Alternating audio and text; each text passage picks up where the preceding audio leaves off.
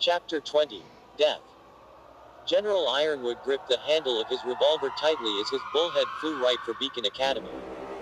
He had no idea what happened to cause his flagship to crash into the school, but now the Grimm were running rampant throughout both Vale and Beacon.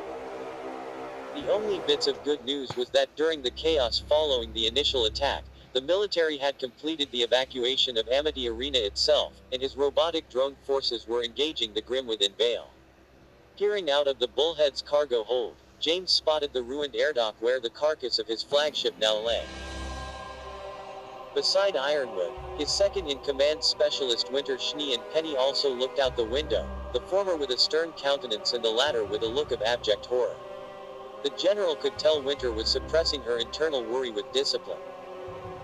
While the original plan was for Winter to return to Atlas following her delivery of the Paladin reinforcements, she had requested to stay for longer due after she spoke with Weiss and learned of an altercation between her sister and John Arc. Whatever occurred between the two students was enough that Winter wanted to stay close enough that she could respond if anything occurred between the two of them again. Ironwood sighed in frustration at the thought of John, and of the video that played on Amity Arena's monitors. Apparently they had all been fooled by John. While he knew that the voice pinning the blame of John being the force behind the Grimm was lying, Ironwood saw the mask he put on. If that red and white bone mask wasn't somehow connected to Salem, he'd eat his own beret. The others should have just let him go and detained John before any of this could have occurred. But there was no use lamenting over what-ifs, and the general focused himself back on the devastation in front of him. Gritting his teeth, the general called out to his pilot, "Pilot, take us down to the docks. All squads, deploy drones now." "Yes, sir." A chorus of soldiers responded. Soon enough, dozens of Atlesians knights and their accompanying paladins dropped into the ruined Beacon airdock, ruthlessly gunning down any Grimm that remained. Once the landing zone was secured, the Atlas dropships touched down, deploying several platoons of additional soldiers coming from both the airships and Amity Arena. Once they deployed, Ironwood strode out with Winter, while Penny followed timidly behind them. The Atlas soldiers and their robotic allies began to push forward out of the landing zone without quarter. While it was obvious that they would gun down any Grimm on sight, any White Fang members were also put down with extreme prejudice. A fate terrorists like them more than deserved. The Atlas Paladins with their heavy dust cannons focused their fire on larger land-based Grimm, while their rockets maintained an anti-air defense against the avian and flying chimeric Grimm. This freed up the knights and the regular soldiers to focus on clearing out the smaller Grimm and terrorist forces within the narrow hallways of Beacon. Seeing that his troops were performing adequately and did not require his direct supervision, Ironwood retrieved his scroll and put in a call to his operational second-in-command, Colonel Donald Doyle. While Winter was his second-in-command for specialist and huntsman-related operations, Colonel Doyle was in charge of overseeing and coordinating the operations of both the General Infantry and the Atlas drone forces. General Ironwood. Colonel Doyle immediately saluted as General Ironwood appeared on his screen, the excitable officer's entire face covered behind a fully sealed helmet and his orange-trimmed Atlesian armor. "Colonel Doyle." Ironwood sternly responded. "Status report." "Ah, yes, of course, General." The colonel cleared his throat as he composed himself. "Well, all things considered, General, we are doing rather well. After the loss of Blue 1, Blue 2 has taken control of the Knight and Paladin forces and our mechanized infantry are engaging the Grimm in Vale. Majority of the civilian population has made it to the shelters. And while there are quite a few Grimm, thanks to the presence of the drones we are holding." "How long do you think Vale can last?" the general asked. "That's a tough question, General. We are currently coordinating with the local Vale PD and Huntsmen to form defensive perimeters around each bunker, but more and more Grimm are currently flooding in from the nearby forests. We can hold for now, but unless we get reinforcements soon, we'll need to focus on evacuating Vale rather than defending it." The general nodded his head, agreeing with his subordinate's opinion. "Hold the line, Colonel. Once my forces and I secure Beacon, us and whatever students that are willing to fight shall move to relieve you." Colonel Doyle snapped off a salute. "Roger that, General. We shall hold the line." The colonel then disconnected the call, allowing the general to focus on his current task. Returning to the battlefield before him, General Ironwood saw that his forces had fully secured the air docks, allowing them to begin evacuation procedures of any civilians and non-combatants they could find.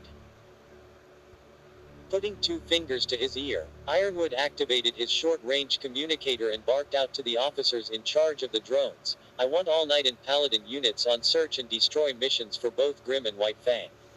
Fan out and take down whoever you see."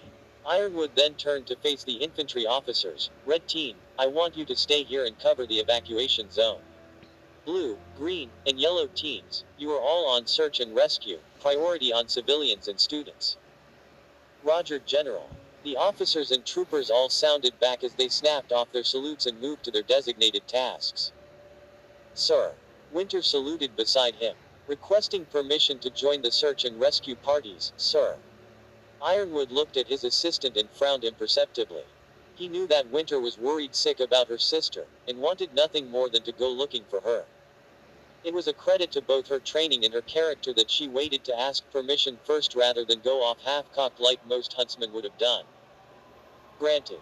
Blue, green and yellow teams are under your command. Good luck, Winter," the general said in a more comforting tone than normal. Winter's lips pressed into a thin line as she nodded. "Thank you, General." She then turned and began barking off orders to her soldiers. "What about me, sir?" Penny asked in a small voice behind him, still taking in the devastation. "You'll stay with me, Penny. We'll be heading to Beacon Tower to find Ozpin." Penny looked conflicted, glancing at the soldiers who were sifting through the rubble, looking for survivors, but ultimately nodded, accepting the general's orders. Ironwood then turned to face the bullheads. "Pilots, stay here but keep the engines running. Be ready to take off for emergency evacuations should Colonel Doyle call for it." Additionally, the general's orders were cut off as an explosion in the distance rocked the entire academy. Catching himself before he could fall, James turned towards the source of the sound. His eyes widened as he saw the peak of Mount Glen had exploded, and from its interior a massive, 2-winged Grim flew free. It took a brief moment for James to recognize what he was looking at. An ancient Grim so rare that he had thought it was only a myth. He was looking at a wyvern. Ironwood immediately shouted into his radio as he began an emergency broadcast to the remaining airships. "Blue 3, Blue 4 engage that newest Grim. Blue 2, provide covering fire but fall back to a safe distance, we cannot lose control of the drones." The airship captains acknowledged the general's orders and began to slowly move towards their objectives. Airships Blue 3 and Blue 4 unleashed a volley of superheated dust lasers that fired towards the wyvern. While the experienced and agile Grim barrel rolled and avoided the attack, many of the following Nevermores and Griffins were not so cunning and exploded in the air. As the wyvern spun and flew, Ironwood saw it drop back ichor down into the streets of Vale. The ichor then seemed to coalesce, combining into larger puddles that spawned more Grim. Ironwood watched as dozens if not hundreds of new Grim spawned in the city of Vale beneath him. Immediately, James knew he was presented with a terrible conundrum. This new Grim spawning wyvern could easily set the balance of the battle against them, and overrun the Vale. James could choose to abandon Beacon now, to head into Vale and focus on the both reinforcing Colonel Doyle and evacuating the civilians. Or James could stay here, finish his task of securing Beacon, and risking losing both his troops here and everyone in Vale in the hopes that he could rally students and huntsmen to defeat all of these new enemies. Closing his eyes, James activated his semblance, metal, strengthening his resolve and allowing him to focus on what he thought would be the best decision based on tactics and strategy, not emotion. And that's when James decided to stay. Colonel Doyle had enough drone forces to hold for some time, and securing Beacon took priority. James needed to find Ozpin, Glinda, and Kiro if he wanted to have any chance of taking down that wyvern, and ensuring the safety of both the Fall Maiden and Beacon's relic took precedence over everything else. If they lost Vale, they'd be losing one city. If they lost the relic, they could lose the entire world. When James opened his eyes, he saw that many of his soldiers had frozen, gawking at the wyvern above. "What are you all looking at?" James snapped, causing the soldiers to jump and turn to their commanding officer. "You all have your orders, move out." The troops immediately let out a quick salute as they hurriedly moved to accomplish their tasks. As they left, Ironwood let out a sigh. He hoped he was making the right choice, but he knew that in situations like this, there was never a right choice, just the best choice given the circumstances and resources he had available. And so Ironwood advanced into Beacon alongside Penny, drawing due process and silently hoping he didn't just sign the death warrants of thousands of civilians and soldiers in Vale. Amity Arena. Neo slumped down on her knees, dumbly looking at the ground as she and her compatriots made their way into the now evacuated arena floor. The mute could feel tears rolling down her cheeks as her mind drifted to the most likely dead Roman, the only person in the world who actually gave a damn about her. Both Mercury and Emerald stared at Neo with a sense of worry. Not out of empathy for the mute girl, as she was never really part of their group, just another pawn, but out of fear that she was going to now be dead weight for their operation. Turning to their leader, Mercury asked, "So what's the plan, boss?" Cinder, who is currently pacing along the marble arena floor with her left hand on her chin and her right holding her scroll, watched the battle through what CCT security cameras she still had access to. With Roman gone, we now have no avenues to deploy the virus. While it's unfortunate that we can no longer take over Atlas's drones, Cinder began, sparing a small glance at Neo.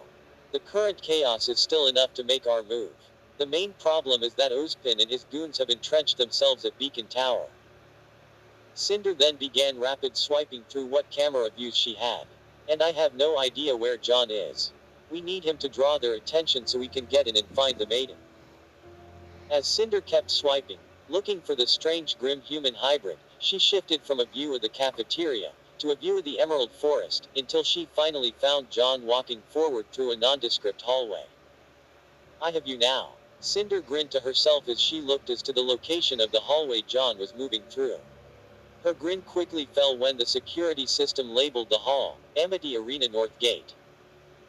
Scowling, Cinder stopped pacing and lowered her scroll to look at the aforementioned entrance. Her minions all noticed her pausing, and joined her in looking the same direction. Both Mercury and Emerald gaped in horror as they saw grim Jaune casually approaching them. Neo, who was similarly dumbstruck by Jaune's sudden appearance, suddenly felt any feelings of sorrow or fear quickly give way to anger and hate. Logically, Neo knew that someone who took on a dozen huntsmen at once and ripped an airship out of the sky was more than out of her league, but logic didn't matter when the murderer of the only person she cared about was right in front of her. "Neo, wait," Cinder commanded, but the girl paid her no mind. Her form breaking apart like shattering glass, Neo vanished from sight. Grim Jaune stopped moving at Neo's action, but did not appear to be overly concerned about the ice cream-colored assassin. Neo reappeared behind Jaune, her form appearing out of nowhere. The assassin drove her umbrella towards Jaune, intent on spearing him from behind. But despite the fact that Neo both made no noise and had been invisible when she moved, Jaune seemed to know exactly where she was, and deflected the attack with his sword. Stumbling back from the parry, Neo did not have time to react as Jaune then released a burst of lightning that slammed into her. Neo was sent flying backwards, smoldering slightly with her aura heavily drained. It took several seconds for the assassin to push herself up slowly, each movement agonizing. When she finally got herself to her knees, Neo looked back up and flinched as she saw that Jaune was looking right at her. Neo felt her mouth go dry as Jaune just stared at her. The most primitive part of her brain was screaming at her to get out, that the thing standing in front of her wasn't a person but a monster. It was a predator and she prey. Vengeful anger was replaced by instinctual terror. Neo looked at Nihilus, then at Cinder and her allies.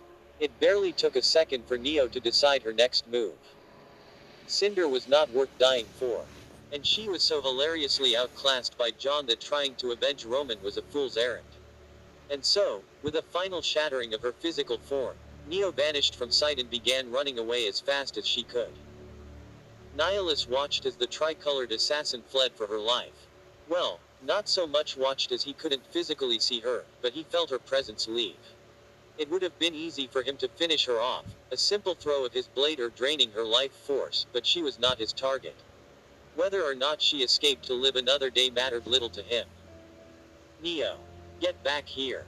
Nihilus' real target yelled, but the assassin seemed to care little for her words as she ran for her life. With her gone, Nihilus briefly searched through Jaune's memories to recall the names of those in front of him. It didn't take long for him to find them: Cinder, Mercury, and Emerald. He knew of Mercury's capabilities, but had never fought the other two. Emerald was a non-entity to him, nowhere close to being a threat. Cinder, however, she was more deserving of his curiosity. There was something within her, something he hadn't seen in a long time, outside of himself of course. A force ghost, the spirit of a powerful force sensitive bound to the body of Cinder. Nihilus was aware of such spirits. Exarchun had a penchant for summoning and learning from the spirits of ancient Sith warlords, and Korriban was rife with the ghosts of the dead. Powerful souls, such as his own, also had the capability of possessing and taking over the bodies of others, like he did with Jaune. It was a technique that he hadn't expected this planet to have developed on its own. However, it wasn't exactly a possession, as he could sense Cinder's own will and spirit in control. It was more that, Cinder was somehow bending the spirit's will. Controlling it. Nihilus couldn't be sure. And so you're here. Cinder spoke, breaking Nihilus out of his musing. Tell me, did Salem send you? Another one of her experiments? She asked, the confidence never leaving her tone. Cinder had seen that grim whale once, so creating something like the grim Jaune in front of her was not out of the realm of possibility. Meanwhile, Nihilus stared blankly at the teenage girl, as he debated what to do with her. He came here to feed upon the spirit within her, but now he wanted a chance to understand what it was. Not only that, he could now feel the emotions of the host in front of him. Cruelty and sadism, layered over hatred and anger, all of which hid her true motivator, fear. Fear of being weak, fear of going hungry. Something Nihilus could relate to. And in this moment, Nihilus allowed himself a single moment of humanity, much like he did when he finished feasting on the world of Qatar, and he found her laying upon its ruined surface. And so, Nihilus spoke. You have potential. Join me, and you will rise. You shall see the truth. Nihilus spoke, his voice distorted and gravely, layered upon Jaune's original voice. Cinder quirked an eyebrow. And what, pray tell, is this truth? Boss. Mercury asked, flinching slightly when she turned to him. You actually understand him? Cinder's eyes widened slightly at the boy's words. She then turned to Emerald, who shook her head and said, only heard garbled noises. Nihilus continued on, uncaring for the confusion of the minions. The truth is that the galaxy, the universe, is far larger than this worthless ball of dirt.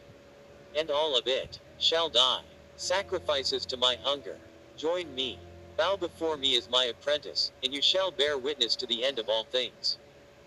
There was a heavy silence between Nihilus and Cinder. The Sith Lord stared at the girl before him, awaiting her answer. And that answer came in the form of laughter.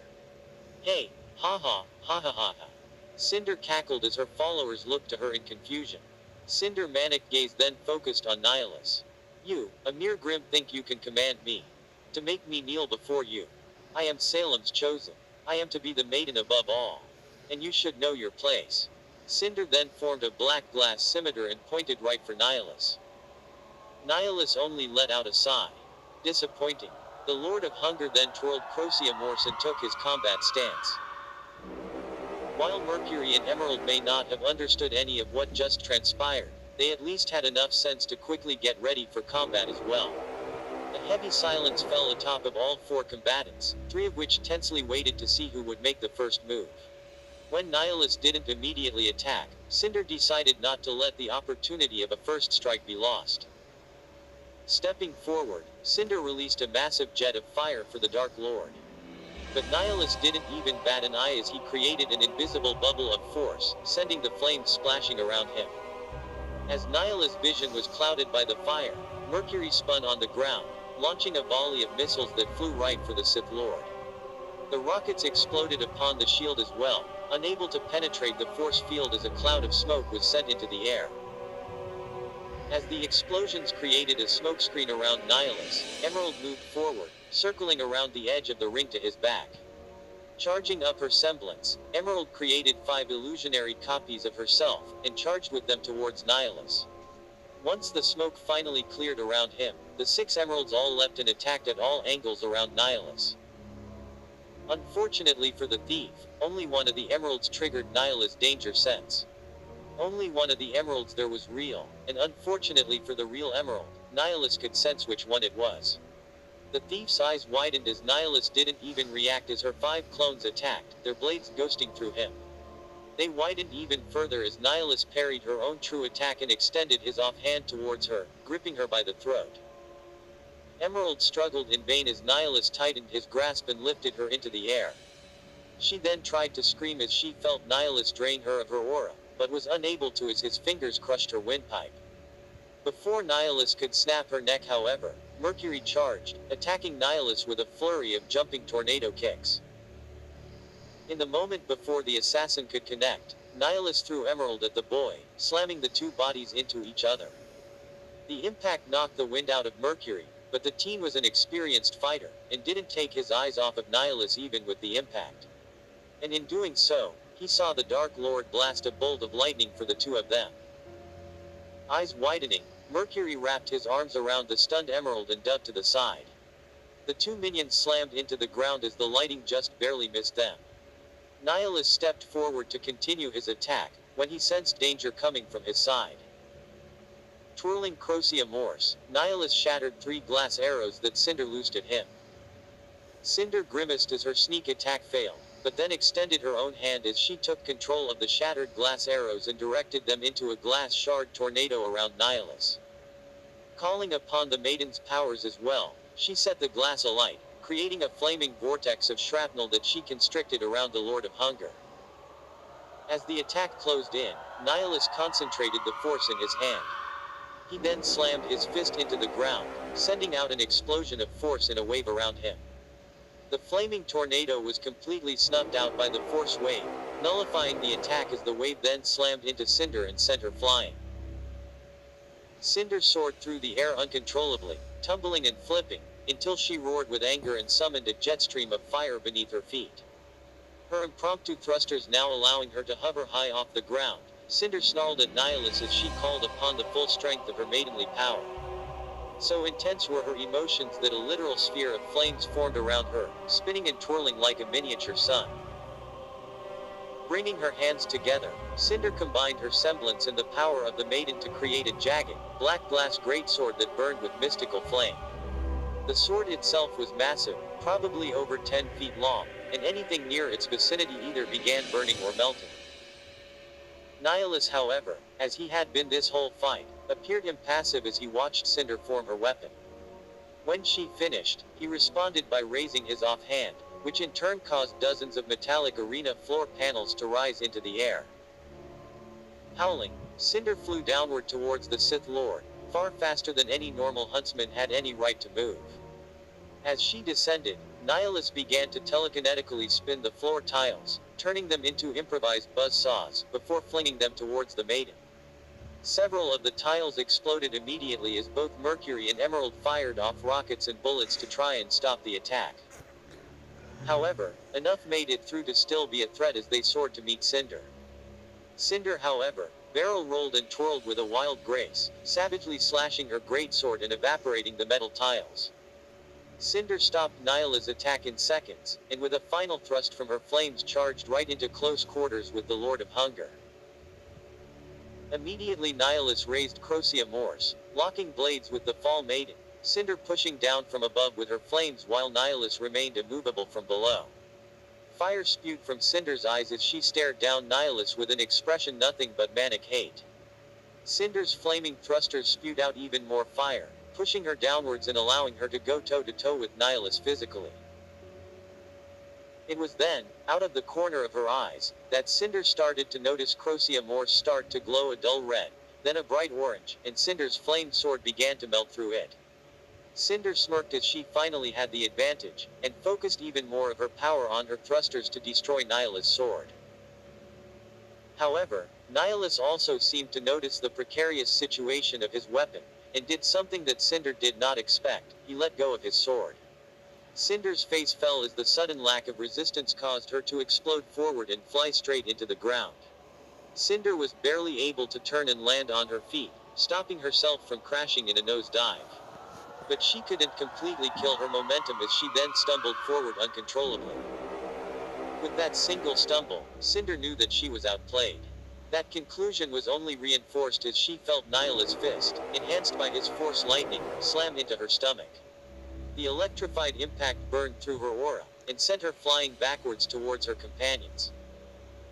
Cinder hit the ground, but was able to break fall and rotate into a flip, landing on her feet.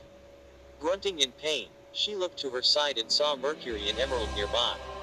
She quickly moved to the side to reconvene with her allies while Nihilus used the force to recall his weapon. We could probably use a new plan, boss. Mercury grunted as Emerald reloaded her pistols. Cinder grimaced at the assassin's words, but she couldn't outright refute him. Emerald, make us an opening. Wincing, Emerald said, I don't know if that's going to work, Cinder. I didn't ask for your opinion. Cinder snapped at the mint-haired thief as fire burst around her, ready to fly up into the air once more. No, wait. Grabbed onto Cinder's arm in a rare bout of defiance. Cinder, he can see through my illusions. Same way he probably saw through Neo's. Cinder's eyes widened a bit, before she scowled and quickly formulated a new plan. Fine. I'll make the opening. You two, when you see a chance, run him through. Cinder's two followers nodded as the false maiden stood, forming a flaming scimitar in her hand. Silently, the two villains stared each other down, and Cinder once again made the first move. Charging forward, she fired a fire bolt right for Nihilus' face, hoping to distract him while she advanced.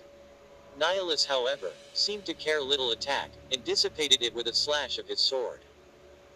Extending his offhand, Nihilus then loosed a burst of lightning right for Cinder. This was the moment Cinder was waiting for. While she had a preference for fire, Cinder knew that as a maiden she could control all elements. And so, when the lightning was about to strike her, Cinder extended her own offhand, and attempted to catch the lightning. Focusing her magic, Cinder blocked the lightning in her left hand, absorbing all of the dark side energy. She screamed as the power coursed through her, but she was able to redirect it. Coalescing the lightning into a single ball of magic, she then released it, aimed directly back at Nihilus. Despite his age and experience, Nihilus was shocked at the fact that Cinder was able to redirect his attack, and shocked once again when he failed to defend against the lightning. Nihilus was blasted backwards, the dark side energy burning away his form. As he recoiled from the attack, Cinder advanced, now summoning a second flaming scimitar in her offhand. Leaping into the air, Cinder flipped her swords into an ice pick grip and drove both of them deep into Nihilus' collarbones. Nihilus howled in pain as Cinder drove the burning blades into him, grinning all the while.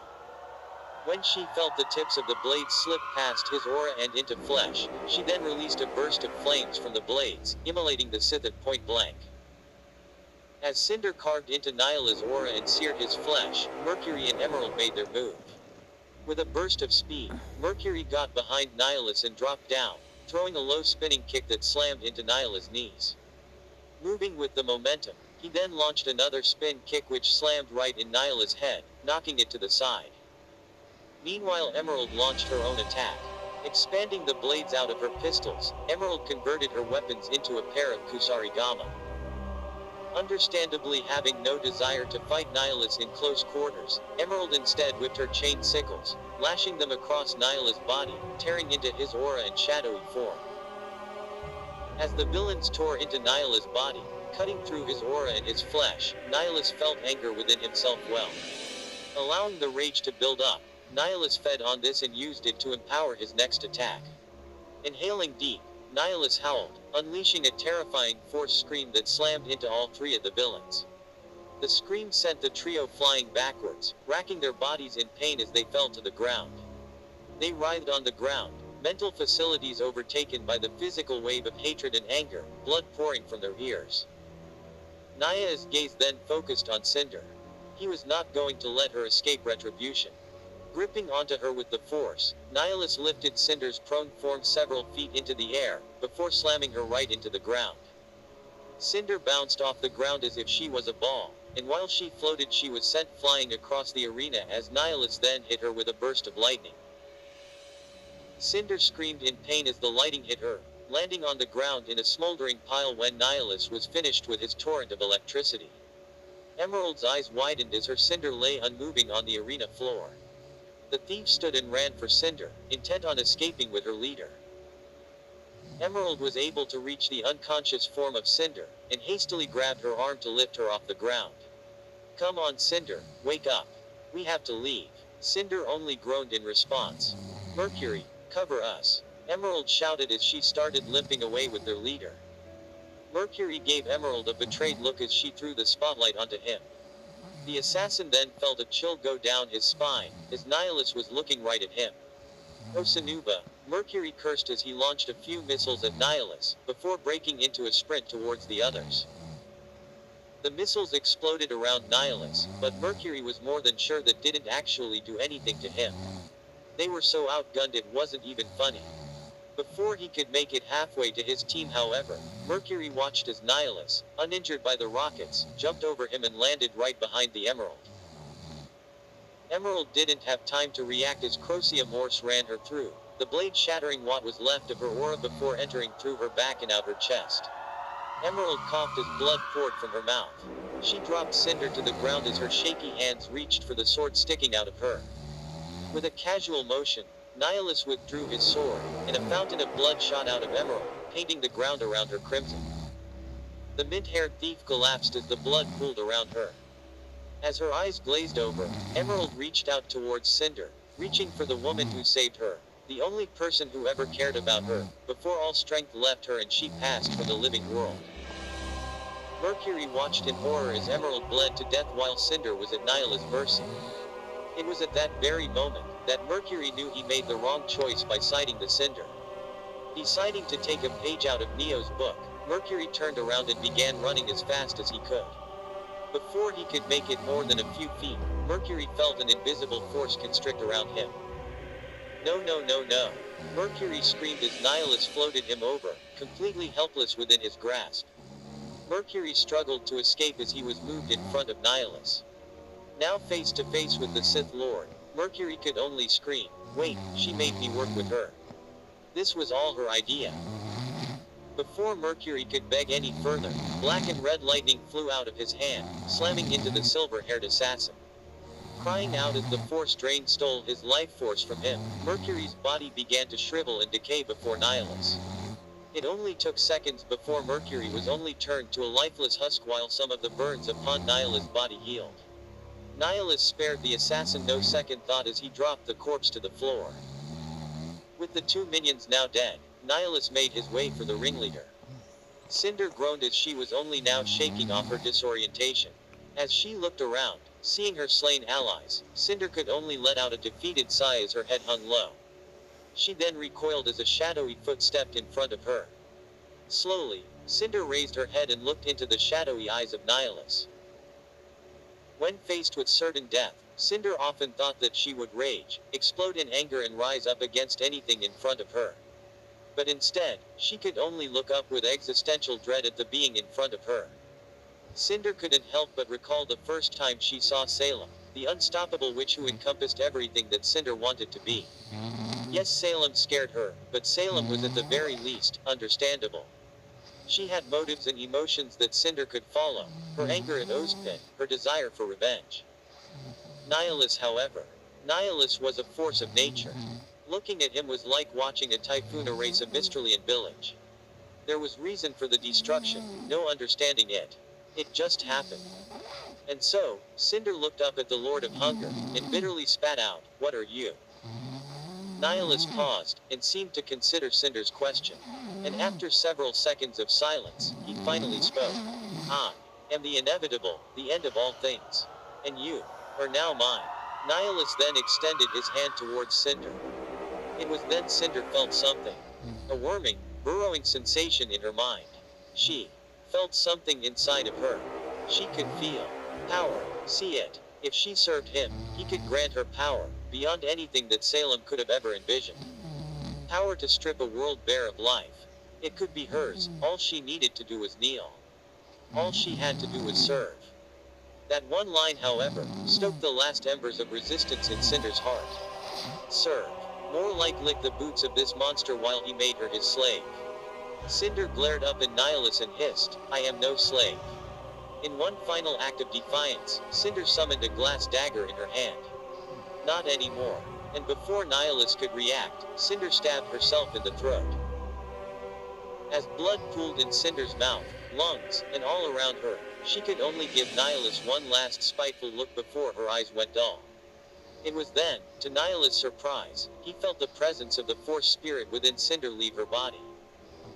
Nihilus raised his hand and tried to drain it, to achieve something out of this sojourn, but the spirit was too fast, and flew away from Amity Arena and back towards Beacon Academy.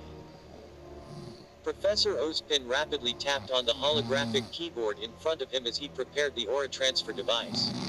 He looked to his right as Pyrrha shifted uncomfortably in her transfer pod, and then to his left where the unconscious Amber lay. Behind him, young Ruby Rose stood vigil, intent on preventing any interruptions. As he continued to type, the sound of an explosion in the school above briefly stole his attention before he returned to his task, typing at a more frantic pace. With a final press of a key, he was ready to begin the transfer of the Fall Maiden's power. "Miss Nikos, are you ready?" he asked, unable to keep the nervousness out of his voice. Pyrrha gave him a small glance as she nodded her head. I need to hear you say it." Ozpin pushed. Holding her gaze for a brief moment, Pyrrha laid her head back and stared forward as she quietly said, "Yes." "Thank you, Miss Nikos." With that confirmation, Ozpin entered the necessary command to begin the transfer process. Amber's body began to glow orange, her eyes fluttering as the aura transfer machine came to life. Out of Amber's pod, the orange glow moved through a series of tubes into the machine itself, and then out to tubes feeding into Pyrrha's pod. That's when Pyrrha began to feel it. It started off like a pressure inside of her head, but soon transformed into a terrifying pain as she felt Amber's soul be forced into her. Pyrrha couldn't help but scream, wailing with such a cry that it caused Ozpin to recoil in fear and regret. I'm so sorry." Ozpin stammered out as Pyrrha continued to scream. "Pyrrha!" Ruby called out as she ran beside her friend. "What's happening to her?" But Pyrrha couldn't hear either of them as she continued to scream. Images of Amber's life flashed through her mind, memories of a childhood she never had, to parents that weren't hers. She saw years of training at Beacon, followed by Amber becoming the Fall Maiden. Next were years of Amber traveling as a professional huntress, honing her skills and mastering her magic powers, eventually bucking against the constraints and protections Ozpin, Pyrrha, and the others placed upon her. As she struck out on her own, she watched as Amber was attacked by Mercury and his team, then she felt the pain of death as Cinder began to tear out the maiden's power. Pyrrha witnessed all this and more as the images continued to assault her mind. Birthday parties as a young child, years of camaraderie with a different team, different loves, broken hearts, and intimate first times. This was only amplified as Ozpin and Ruby saw a burning orange light fly through the ceiling of the vault and crash into Pyrrha, causing her to nearly destroy the transfer pod as her magic power increased even more. "Professor, what was that?" Ruby called out as the transfer was complete. Ozpin, however, didn't even need to check the numbers on the machine to feel what was happening. The amount of magic within Pyrrha had doubled. The other half of the maiden's power was transferred back to her, meaning the thief who stole it from Amber initially was dead. Ozpin couldn't help but wonder what was the point of all of this then. Would the returning of Maiden's power have saved Amber's life, or would she have passed anyway from her wounds? Regardless, the process was already complete, and Amber's aura had been successfully transplanted into Pyrrha, killing the original Maiden. Looking down at the monitor, Pyrrha's aura reserves were now massive, twice as large as they were before, far larger than any normal human he had seen before. As the pod opened up, Pyrrha stumbled out, landing on the ground on all fours, disoriented. "Pyrrha!" Ruby cried out as she ran to her friend. The champion's head snapped to the Reaper, her eyes alight with flames, a trademark indicator of the maiden's power. Ruby yelped back a bit, but stayed beside her friend as Pyrrha looked at her for several, silent seconds. First it was an angry, defensive look, followed by confusion, until she finally reached recognition. "Ruby." Pyrrha mumbled out, as she let her friend help her up. Yeah, it's me, Pyrrha." Ruby meekly replied. "Miss Nikos, it is you we are talking to, correct?" Ozpin cut in. Immediately the maiden glared at the headmaster. Ozpin was taken slightly aback, as the stance and body language was not that of Pyrrha, but one he recognized as Amber's, from their last argument before she left. Amber was always a kind soul, but she had grown to resent the fact that he and the others wouldn't allow her to act on her own. She wanted to wander and help others, but they wanted to keep her safe from Salem. To say their last meeting was not cordial would be an understatement. And her experiences as a professional huntress allowed her to become cold and ruthless when necessary. Ozpin. Pyrrha growled out a bit. No we. Pyrrha shook her head. It's I am Pyrrha. She then looked at Ozpin. But I'm also Amber. I remember everything she went though. Everything that I went through. Everything that she was, I am as well. The headmaster nodded, intimately familiar with such an experience. Am sorry. That's not something I would wish on anyone. Yeah, you of all people would know. Pyrrha bit out as she recalled Amber's memories. Amber knew what Ozpin had told his inner circle about him, about how his soul would transfer to a new host every time he would die. Almost instantaneously, Pyrrha's body language shifted from one of cold anger to resolute determination. But that doesn't matter now. What matters now is stopping Nihilus. Ozpin nodded his head. I agree. And it seems we have some luck today, as it appears Nihilus has killed the thief of your powers. You are not half a maiden, like we initially hoped, but in fact a fully ascended maiden. Do you remember how to use all of your powers? Pyrrha angrily rolled her eyes, which was strange because the action felt foreign to her but at the same time not. With a flex of her powers, Pyrrha her eyes exuded her crimson aura, and she channeled the wind beneath her to levitate off of the ground. Not only the two wings of pure flames appeared behind her, creating the appearance of an angel of battle. Whoa! Ruby gasped out as Pyrrha blew, before she recalled her power and landed on the ground. Ozpin nodded his head. Good. Now then, we should return to the others and figure out our next steps. The headmaster then turned and began moving towards the elevator. The two students joined him, their heads a conflicted mess of emotions. Ruby glanced at Pyrrha. She was happy that Pyrrha survived the transfer, and maybe even hopeful that she may be able to fight against Nihilus. But she could immediately see that Pyrrha was different, her personality merging with that of Amber. Sighing, Ruby didn't know if that power was worth the cost. Meanwhile, Pyrrha's own mind was a jumbled mess.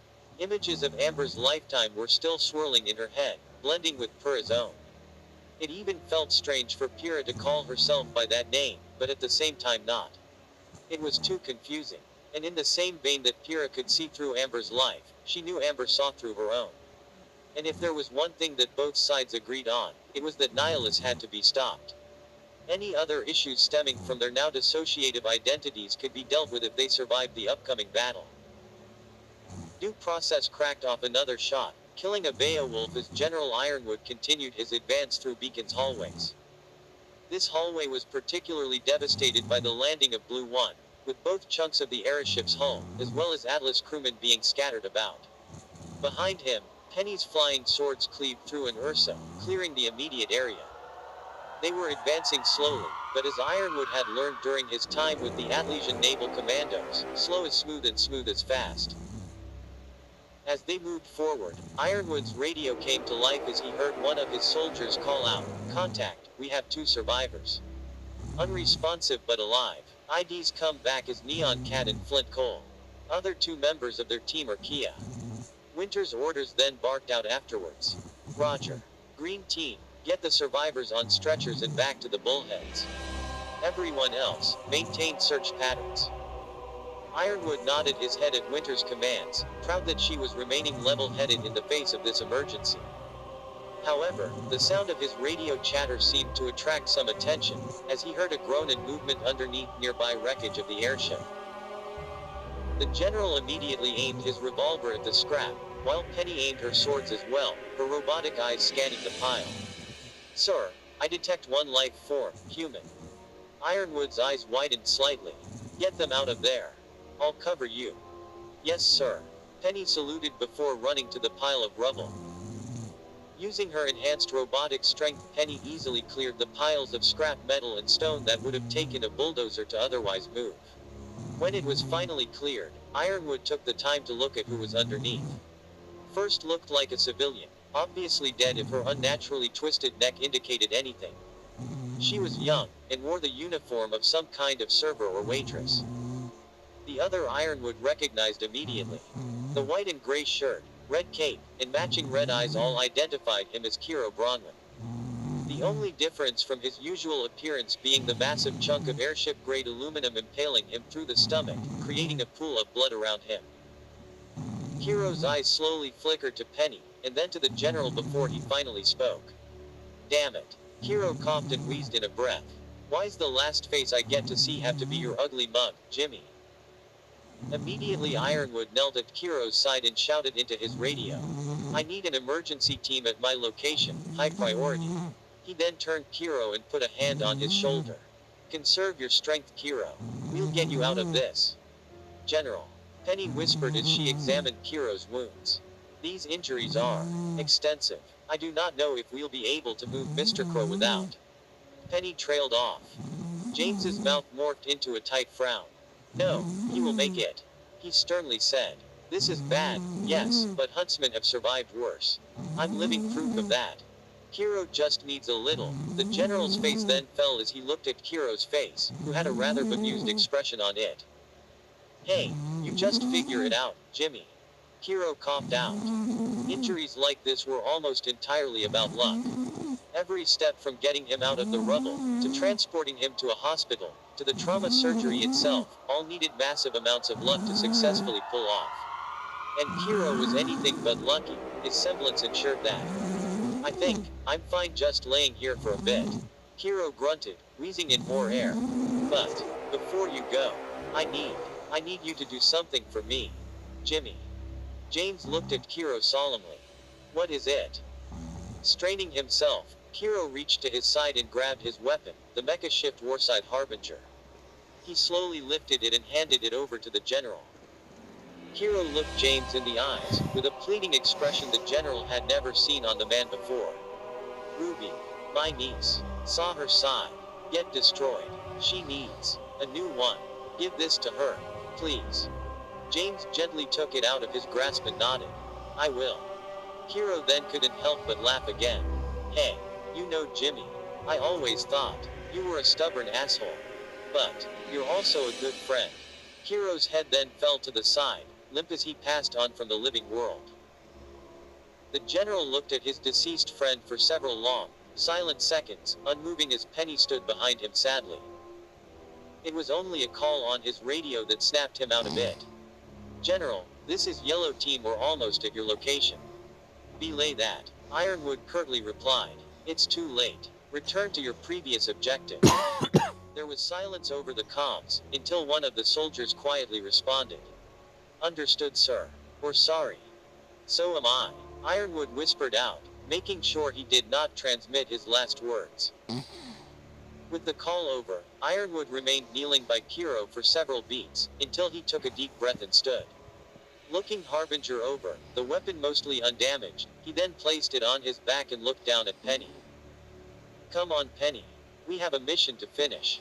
General Ironwood then began walking away, leaving the corpse of his friend behind. Penny took a second longer to look at the body of her friend Ruby's uncle, wiping away some tears that had formed, before she fell in line behind the general with a small, yes sir. Chapter 21. Vengeance. High above Beacon Academy, the Atlesian military and airborne Grimm battled for superiority of the skies, and it looked as if Grimm were winning. Atlas bullheads and Manta gunships fought vicious dogfights with the Griffins and Nevermores. If it were just these smaller Grimm, then the battle may have been in Atlas's favor, but the presence of the massive Grimm Wyvern offset any advantage the soldiers of Atlas had. As the Wyvern swooped through the sky, slicing apart a bullhead with its wings, it dove for the nearest Atlas battleship. Twirling with a barrel roll, the Wyvern easily dodged a beam of dust lasers fired by the airship, before landing atop its starboard wings. The Wyvern roared as its massive talons rent through the airship's armor plating and into its dust engines. The engines exploded from the damage wrought by the Wyvern's claws, sending the airship spiraling out of the sky as the Wyvern let go of its prey and returned to the air. Circling, the Wyvern was about to dive on another airship, when something drew its attention. Tilting its head, it looked at Amity Arena as it sensed a flood of negative emotion. Anger, hatred, frustration all exploded from the Colosseum, drawing the Wyvern in like a moth to a flame. The Wyvern flew low, gliding down to the arena floor, where it saw the source. It saw the shadowy form of Dark Nihilus. Landing beside the Dark Lord, the Wyvern turned its head to get a better look at the singularity of hatred. Meanwhile, Nihilus seemed to curl in on himself, fists clenched as his body shook with anger. So close, Nihilus was so close to taking the spirit for his own, but he failed. The Force Ghost slipped through his fingers. Not only did he fail in turning Cinder into his apprentice, but he failed to capture spirit when it fled her corpse. And to make matters worse, the girl and her cohorts had wounded Jaune's body, severely burning and lashing it. The aura would heal him eventually, but that wasn't the point. It was an insult. A failure and an insult that tore at Nihilus. So insulted was he, that he barely registered the presence of the massive Grim next to him, which eyed him carefully. Despite being a terribly powerful monster, the Wyvern looked at Nihilus, and with its great intelligence, knew Nihilus was strong. Stronger than it. Possibly more powerful than the goddess who created it. The Wyvern took a wary step towards the Dark Lord, which caused his head to snap up at it. As the Wyvern stared at him, Nihilus stared back. The dragon in front of him was definitely ancient, an ocean of concentrated dark side energy. Energy that Nihilus could feed upon. And after all of the damage done to him combined with the frustration of losing the Force Ghost, Nihilus was hungry. In an instant, black and red lightning flew from Nihilus' fingertips and slammed the Wyvern. The dragon screeched as it collapsed to the ground in pain, Nihilus siphoning its very being. The Wyvern tried to snap at Nihilus, to retaliate in any meaningful way, but found itself unable to move as its limbs began to dissolve and flow into Nihilus. Within seconds, Nihilus had drained the Wyvern completely. Nihilus felt Jaune's body rapidly heal as he used the dark side energy to channel the dark healing techniques of the Sith. While Nihilus was never particularly interested in Cian's techniques, he knew it had its uses and learned it regardless. And while Nihilus had primarily absorbed the dragon to both fuel his dark healing and to sat his hunger, Nihilus felt himself grow stronger as he fed upon its death. The wound he formed within Jaune when he exposed him to the experience of Malachor was widening, growing and granting him more power. Nihilus may not have gotten a new apprentice, nor was he able to drain the spirit, but he would take this consolatory prize nonetheless. Reaching out with the Force, Nihilus then tracked the location of the spirit. It seems to have moved Beacon Tower, combining with one of the other sources of Force energy he sensed previously, while standing next to the third. Convenient that they would all be in one location for Nihilus to take. But Nihilus learned long ago that there was no such thing as convenient luck. It was the will of the Force that they gathered together, all in one place for Nihilus to find them. And as to what was going to happen when they met, however, Nihilus did not know. And so, Nihilus walked to the edge of Amity Arena, floating high above the skies of beacons. Empowering himself with the Force, Nihilus then jumped, soaring through the skies as he slowly flew back to the school in a single leap. Professor Ozpin, RWBY, and Pyrrha filed into the courtyard as the doors to Beacon Tower opened up. Despite having already fought and moved through the destruction of Beacon, Pyrrha couldn't help but unconsciously look around in horror at the destruction as Amber took everything in. I really missed out on a lot, huh? Amber somberly thought within Pyrrha's mind. Not even the worst grim attacks I've been through had been this bad. Pyrrha frowned. Yes, you have missed out on a lot. But remember, it's not your fault. It's the one who stole your power, Cinder's fault. I wonder if I could have stopped this from happening had I been awake. Amber ruefully chuckled. Maybe. Pyrrha admitted. But we have no way of really knowing, so there's no point in wasting energy pondering ifs. We cannot focus on what has already happened, only what we can do from here on out. Let the past die.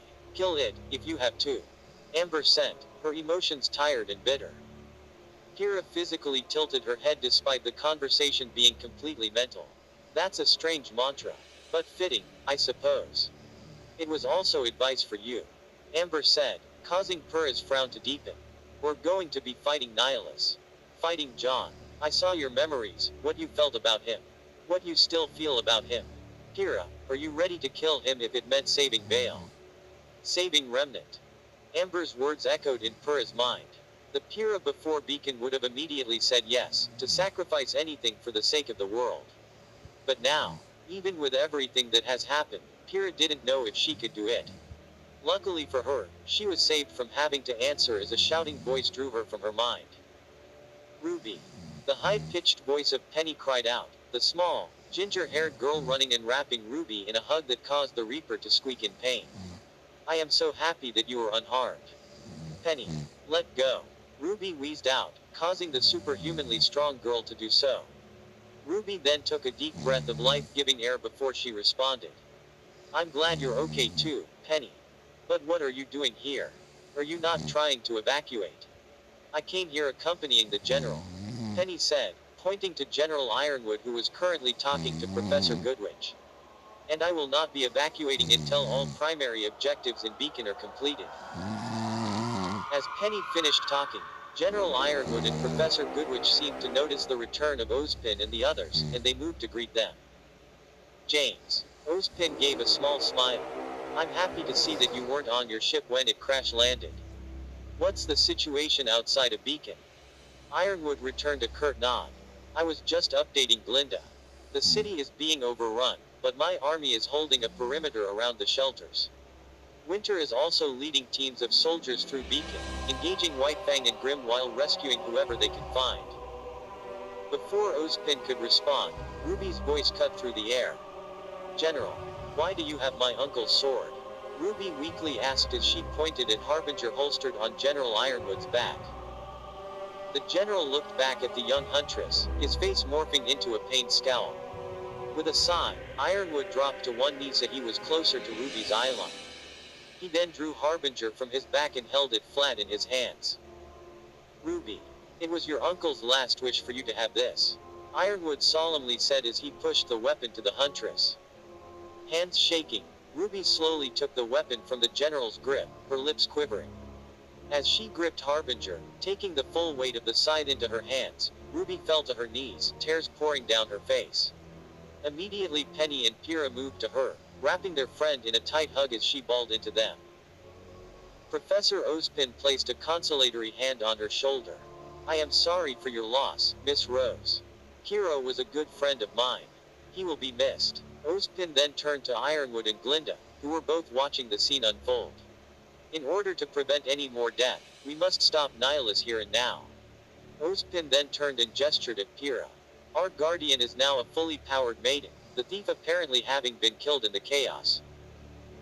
Glinda's mouth dropped a bit as she looked at Pyrrha, who seemed to glare at Ozpin for his words. Miss Nikos, so you are the new Fall Maiden. Glinda said, causing Maiden to glare at the professor in turn. Do you know how to use your powers? With a sigh of annoyance, Pyrrha stood from her friend, and let her eyes flare with the maiden's magic. Yes, I do. She growled out. Good. Ironwood cut in, either not noticing or just not caring about the anger Pyrrha felt. Between us three professors, Penny, and Miss Nikos, we probably have the best chances of anyone in all of Vale to stop Nihilus. Agreed. Ozpin nodded. We must. I want to come too. Ruby shouted, her face a combination of sorrow and vengeful anger. Please. Pyrrha gave Ruby a sad look. Ruby. You can't. Your aura is too low, and to be honest, you are too outclassed in this battle to be of help. Pyrrha thought that was hurtful to say, but Amber knew that it was best to rip off that band-aid fast. A battle this bad had no use for someone who couldn't keep up. That may not actually be the case. Ozpin cut in, drawing all eyes to him. Miss Rose here may be far more useful than she appears. What do you mean, Professor? Ruby asked.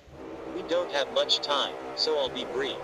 Miss Rose, do you recall when I commented on your silver eyes when we first met? Ruby gave a nod as she remembered. The reason I brought up that particular feature was that your silver eyes actually contain a special power. An inherited ability which allows you to channel the magic of light in creation to destroy Grim in an instant. This was a power that your mother Summer carried as well. Ozpin explained. Ruby's eyes widened at the headmaster's words. How do I use this power? Ozpin shook his head however. Unfortunately, I am not sure, as I never had this power myself. I know that the power activates when you think about those you love and how you want to protect them. But beyond that, I know nothing more. I apologize for not having any more help, but you will have to quickly figure it out if you wish to be of aid in the upcoming fight. Looking down at the ground, Ruby tried to focus on using this power, but failed to produce any results. Her head then snapped up at the headmaster, determinedly saying, "I will figure this out, Professor. So let me come." Everyone looked at Ozpin, waiting for his reply. Finally Ozpin said, "You may accompany us, Miss Rose. May your mother and uncle forgive me, but I believe you will be needed in the upcoming battle." "What about the rest of the students?" Glinda asked, gesturing to the other teams still holding the perimeter against the invading Grimm. "We have several injured students and we cannot have them here if we are to fight with Nihilus. It looks as if we have enough combat-ready students to escort the injured." Ironwood noted, glancing at the crowd as well. "My forces have secured the air docks, and we have several bullheads ready to evacuate the school." "Very good." Ozpin nodded. "Team CFVY shall lead the evacuation to the docks. Meanwhile, we shall wait here for our guest." "Wait here?" Ironwood asked, incredulous. "We are not going after him." "I do not believe it was coincidence that the thief of the maiden's power died. I believe Nihilus is actively hunting down the maiden. So rather than searching aimlessly for him, we can wait here and prepare the environment to our advantage. An ambush with deadly bait. I like it." Ironwood agreed, before looking at Pyrrha as almost an afterthought. "That is, if you are okay with it." Pyrrha scowled at the general. "If anyone is going to be bait, it should be me." Glyda frowned at Pyrrha's answer, but nodded her head nonetheless. "Very well then. I'll get the students moving.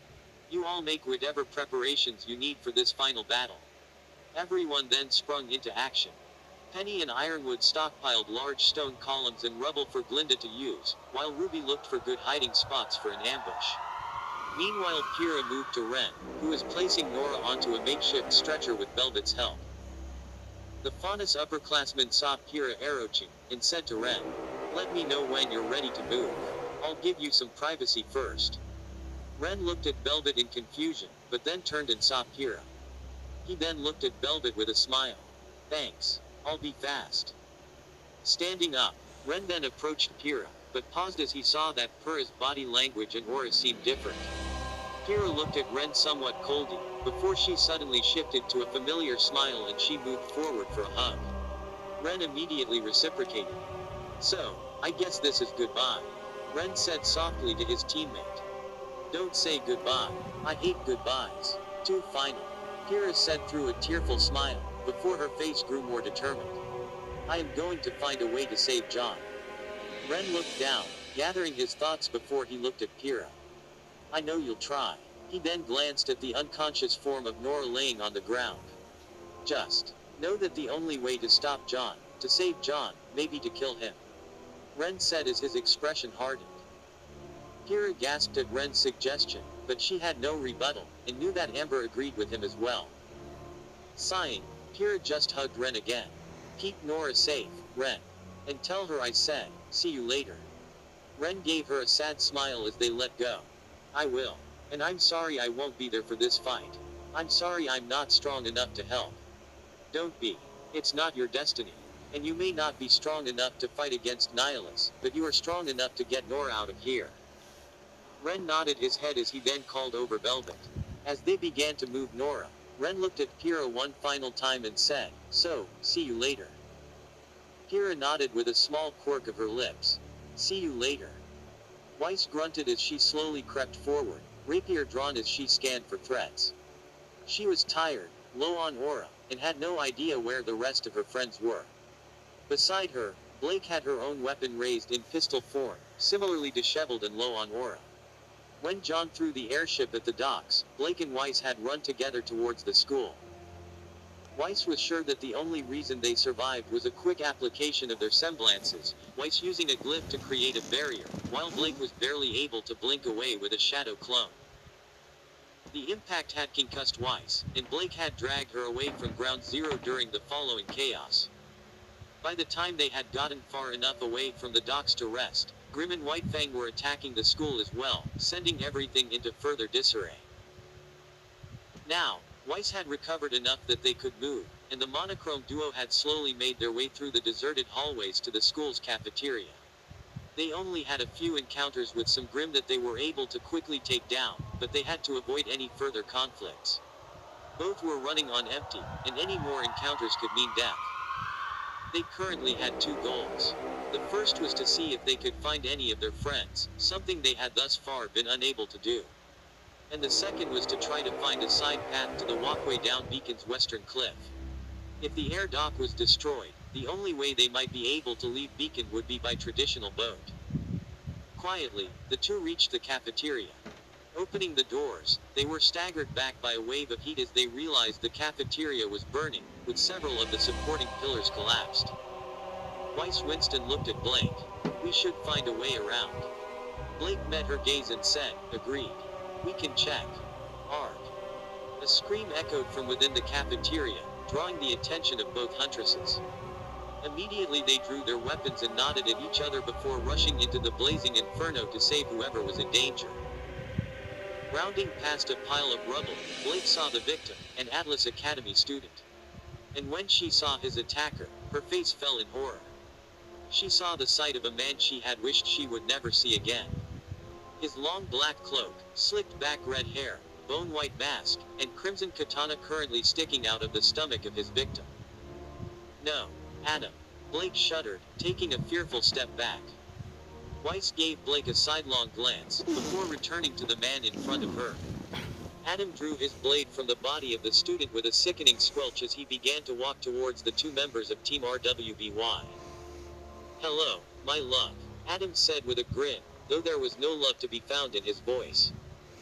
That's when it clicked for Weiss. This must have been the abusive former partner Blake had talked about after the dance. The one who controlled and manipulated her. Weiss's eyes narrowed on Adam as she took her combat stance. At her action, Adam looked at Weiss, and his grin morphed into a hateful scowl. "Is this the company you keep now, my love?" "A Ch.20.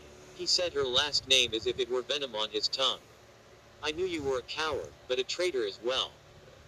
"I'm not the one who has betrayed anyone," Blake shouted back, hands still trembling. "You're the one who betrayed everything we fought for. I fought for peace. For equality. What did you fight for?" Snarling, Adam shifted into his combat stance as he growled, "I fought for vengeance. Vengeance for all the faunus that have been wronged throughout history. Today is a day of victory." Adam then turned to Weiss. "An even greater one, when I have the head of the Ch.20 heiress." To Adam's surprise, Blake was the one who attacked first, bringing her blade down on Adam's head with a vicious strike. "You will not hurt her," she hissed as she vanished with a shadow clone and attacked Adam from behind. But Adam was intimately familiar with Blake's fighting style, and as soon as Blake reappeared, he drove his heel into her gut with a powerful sidekick. Blake flew back and smashed into a pile of broken tables, shattering her aura. That was the moment that Weiss decided to strike.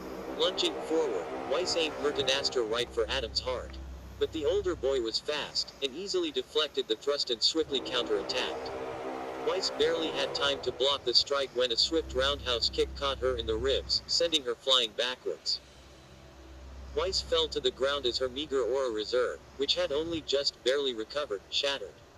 She groaned as she felt bile coming up her throat because of the vicious kick. Adam looked down at Weiss's pathetic form and scoffed, slowly approaching her with wilt drawn. "Adam, stop!" Blake cried out. "Please." Adam turned and looked at Blake in disgust. "This, my love, you could have been a part of all of this. This is the spark that will bring a revolution that will change the whole world." "God, Adam, you don't even know what's going on." Blake pushed. "There's a monster out there and whoever called you here is playing you like a fucking fiddle." TCH. Adam clicked his tongue as he turned away from Blake and moved back to Weiss. "More lies to save the Ch.20. Tell me, has she given you a collar yet? Maybe a pet name she uses when she feeds you treats." Adam hissed as he pointed the tip of wilt at Weiss's throat, smugly smiling at her. "And what about you, Ch.20? Anything to say? Any regrets for all of the crimes against Faunus that your family has committed? Groaning, Weiss pushed herself up and defiantly looked Adam in the eyes. Brothers, you really are as psychotic as Blake said you were. Adam's smile shifted to a hateful snarl, and with a single horizontal slash, Adam cut through Weiss's eyes. Weiss screamed in pain as she fell back, bringing her hands to cover her now destroyed eyeballs as bloody tears poured down her face. No! Blake cried out as she stood up once more and charged Adam with reckless abandon. But before she could get close enough to strike him, Adam spun, willed becoming a flash of crimson as he drove the katana through Blake's stomach. Blake gasped in pain as she looked at the blade impaling her. Don't worry, my love. Adam softly said into Blake's ear. I made sure to miss your vitals. I want to make sure you truly suffer for what you've done to me. Get out of my way. Jaune roared as her fist slammed into a Beowulf's skull, caving the bone plate in and killing it instantly. Jaune had no idea what was going on. 1 minute she was brooding in her room following whatever accident occurred during her match, the next beacon was burning as an Atlas airship crashed-landed and the White Fang and Grimm began invading. Jaune had no idea how many Grimm she'd already killed, she wasn't keeping count. All she cared about was finding her team. Pushing out of the dorms, Jaune moved to a connecting hallway and shouted. Ruby. Blake. Weiss. When there was no response, she shouted again, Kira. Anyone. Waiting for a few seconds, no one shouted back and she roared in frustration and continued on. As soon as she escaped the hallway, she found herself in one of Beacon's many grass walkways. The grass was burning, like all of Beacon, and she saw no immediate signs of life. She was about to push on, when she saw a familiar sight in the distance. A white snowflake glyph floating in the sky that rained down spikes of ice.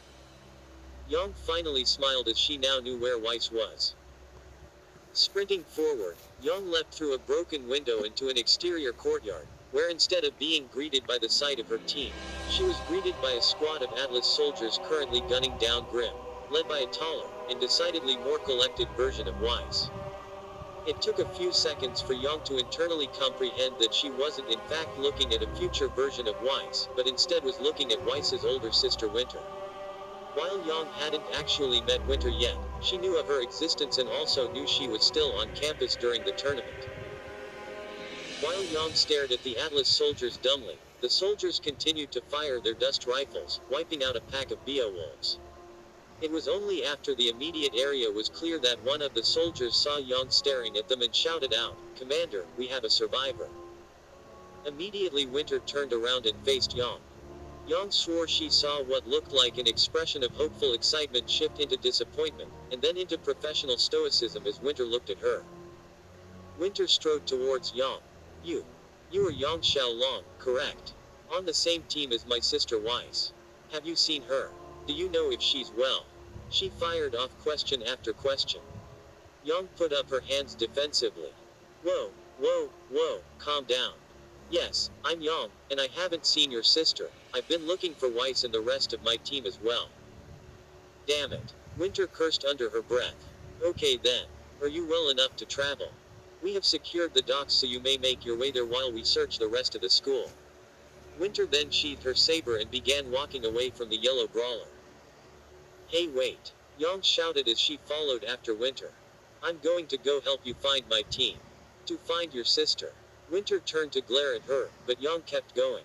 Look, I may still be a student, but I'm a huntress as well. With almost full aura to boot.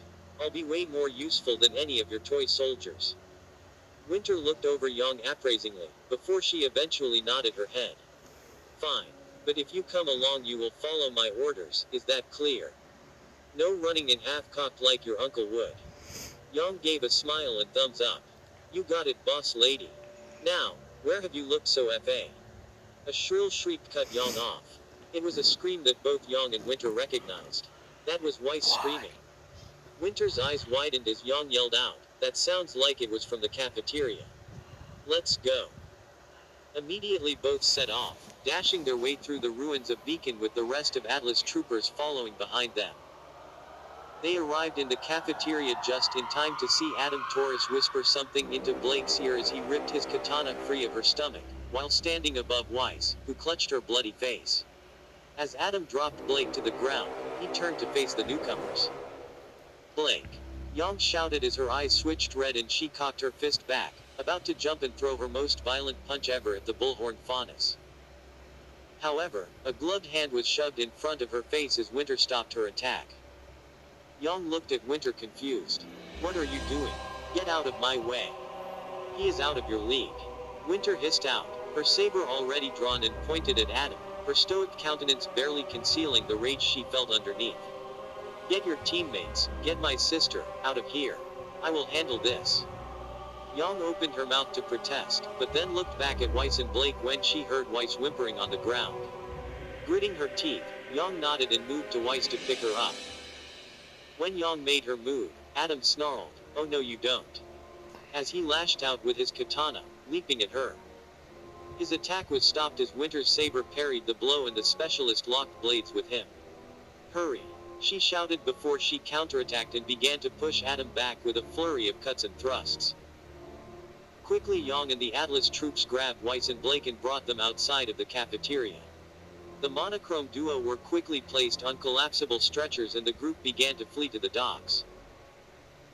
With her sister out of harm's way, Winter disengaged from Adam, and the two stared each other down, Winter with a face of tranquil fury and Adam a face of smug hate. "At least I'll get to mutilate two Ch.20s tonight," Adam said as he smirked and sheathed his katana, settling into his sword-drawing EI stance. Winter's face only became harder as she replied. "Adam Taurus. From crimes of assault, robbery, murder, destruction of property, and terrorist actions, I should place you under arrest." However, Winter then flicked her wrist and from her saber she deployed her parrying dagger, aiming both at the faunus. "For what you did to my sister, I will kill you here and now." Stabbing her saber into the ground, two Ch.20 glyphs appeared beside Winter, summoning a pair of ice blue Beowulfs. The foe Grim charged wildly at Adam and when they closed the distance, they lunged at the faunus. Swiftly drawing his sword, Adam easily decapitated the two Grim, before smirking as he said, "Is that all your famous semblance, ha?" Before Adam could finish his taunt, Winter had closed the distance while he was distracted and slashed her sword at Adam's throat. Adam barely had time to move, wilt and block the attack, but wasn't fast enough to block Winter's parrying dagger, which pierced his side. Grunting in pain, Adam raised his leg and planted his foot into Winter's stomach, pushing her away with a kick. As Winter stumbled back, Adam quickly sheathed his sword and drew it just as fast, slashing the air twice as he sent two blades of crimson energy at the specialist. Before the energy attack could land, Winter summoned a black gravity glyph beneath her, and used it to propel herself upwards, leaping over the blades. Mirroring Winter's attack, Adam jumped into the air after Winter, slashing at her while she was busy dodging. Before Adam's attack could land, however, Winter brought up her parrying dagger and caught the sword.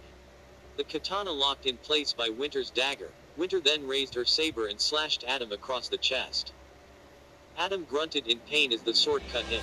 His aura was still up and the attack wasn't lethal, but it was still enough to draw blood. Shoving Winter back, Adam allowed himself to fall out of the sky as his offhand reached for his scabbard blush. Transforming blush into its gun form, Adam fired off several rounds at Winter, but the specialist was able to deflect the rounds with her sword as she fell out of the sky as well. Soon both landed, staring each other down with hateful expressions. Without a word they charged at each other again.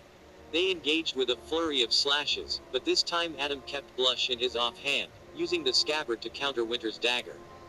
The two attacked and parried each of the other's attacks, and found that they were at a stalemate.